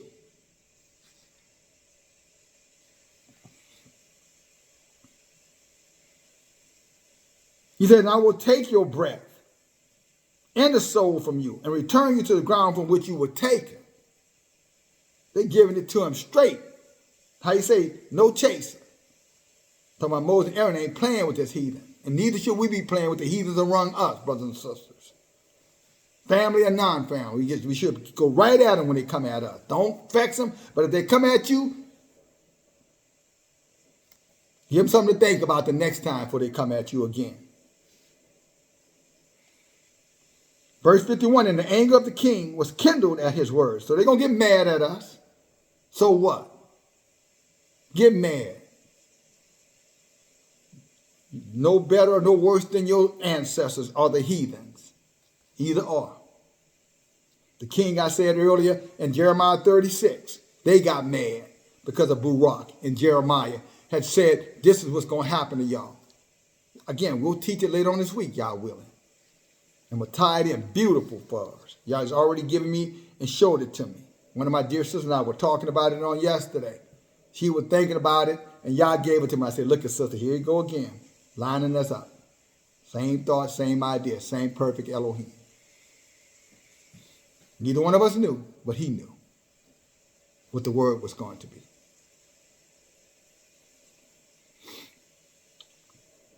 And the anger of the king was kindled at this word. He was mad. And he said to them, but who amongst you of all the Elohim of the nations can do this? He said, my river is my own, pride. I have made it for myself, pride. This is all you, nobody can tell you what to do. This is my house. This is my car. This is my money. I work for it. That's you talking about.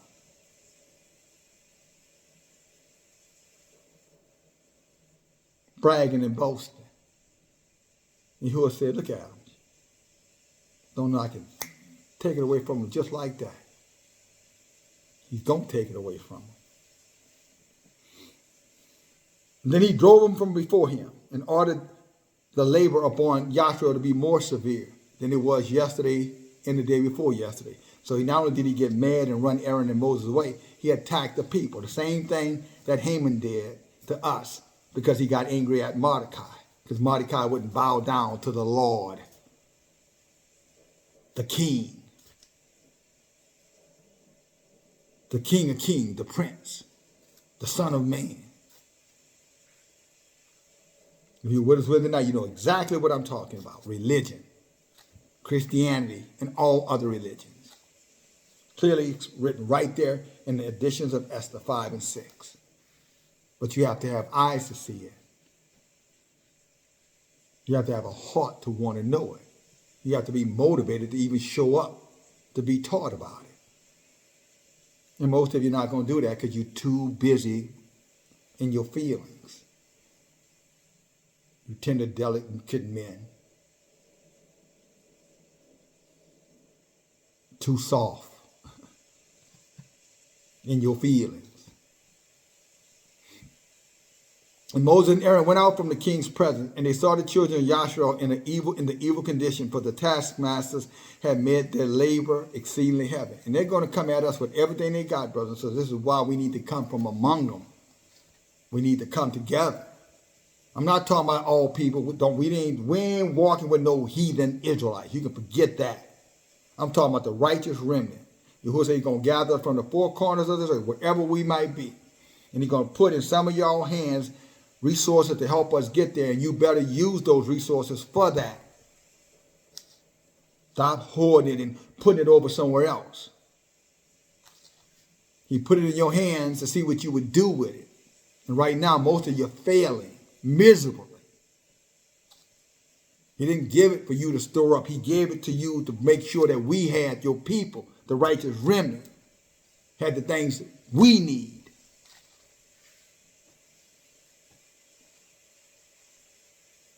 Make sure we can continue to get fed the word, because we have a leader among us who's not afraid to bring it out, bring it straight and consistently. As it hits 4 o'clock in the morning now.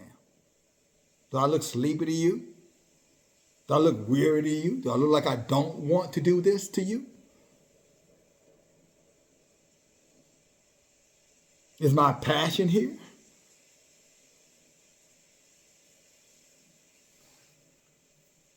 This is going to probably take me another 2 to 3 hours to download this video.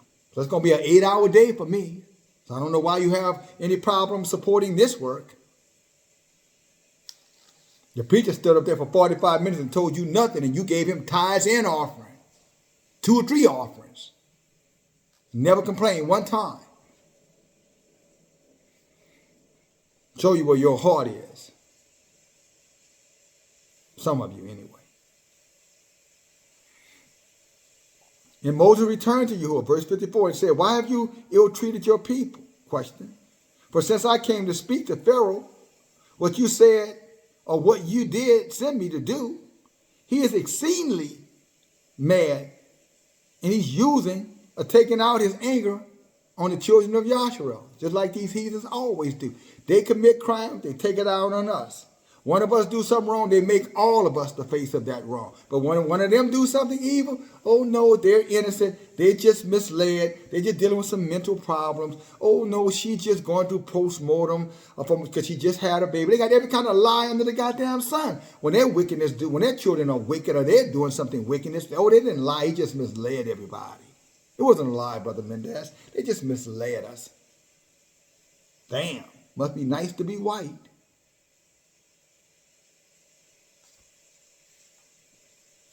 For the moment it is, but y'all gonna burn their little wicked non-melanated asses to powder. Just like he said in the book of Obadiah, verse 19. He said, I'm gonna make them stubble and set their asses on fire.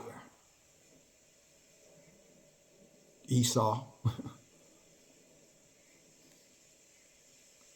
And Yahuah said to Moses, behold, you will see that with an outstretched hand and heavy plagues, Pharaoh will send the children of Israel from his land. Yahuah said, you wait till he's finished with these heathens all over this earth, brothers and sisters. That's why you don't want to be out there with them. That's why you don't want to be, in their whoredoms or walking around and participating with their harlots. You better come out of that mess. I don't know what's about you. You just can't tell yourself no. You weak, man. You sound like a weakling, sister. That's not showing strength. Showing strength when you can say, no, I ain't doing it. I ain't participating in it. No, I ain't coming. I know you have fun. I ain't coming. I changed my mind. Staying home. Take these resources and put them where they can benefit the people of Yahshua, not these heathens by buying plane tickets and boat tickets and concert tickets or whatever kind of goddamn tickets. And, with other, what do you call it, brothers and sisters? Their resources. To make you feel better about being broke. When all you turn to Yahuah, he said, I bless you. But you won't listen to the wise. But you are being warned. And the day of reckoning is coming. And there's a bullseye right on your breast or chest, depending on what gender you are. And you're going to get struck down for your rebellion. Even though you say it ain't rebellion. Moses, verse 60, and Aaron dwelt amongst the brothers and the children of Yahshua in Egypt. They didn't run and leave them like your pastor did when crisis come. They're all running off in their planes and running off, in their nice cars and running away. No, the righteous one going to be right here with you. The elders right here with you on the ground. Grinding it out right there with you. And I'm not going anywhere. I don't have no planes. And when someone offered me one, I tell them to keep it. No, just give me the money.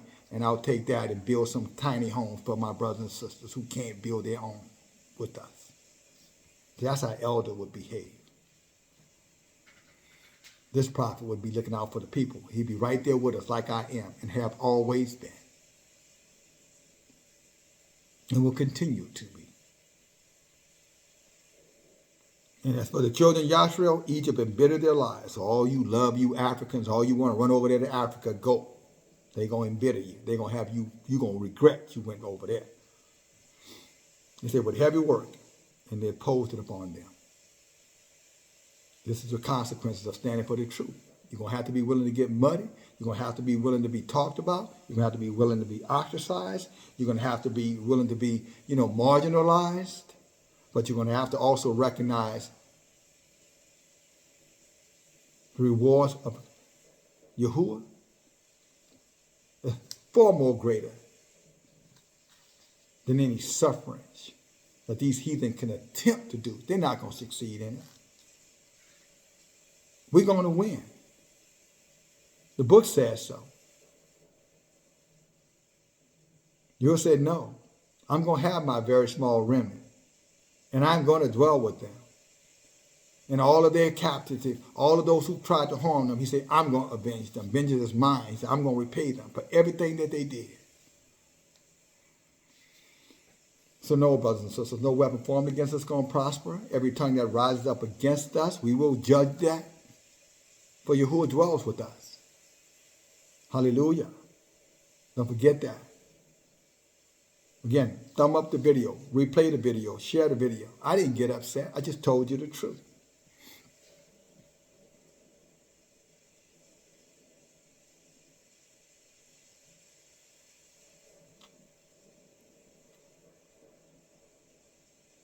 At least somebody did for once in your life. Shalom, Yahshua. Or better said, Shabbat Shalom.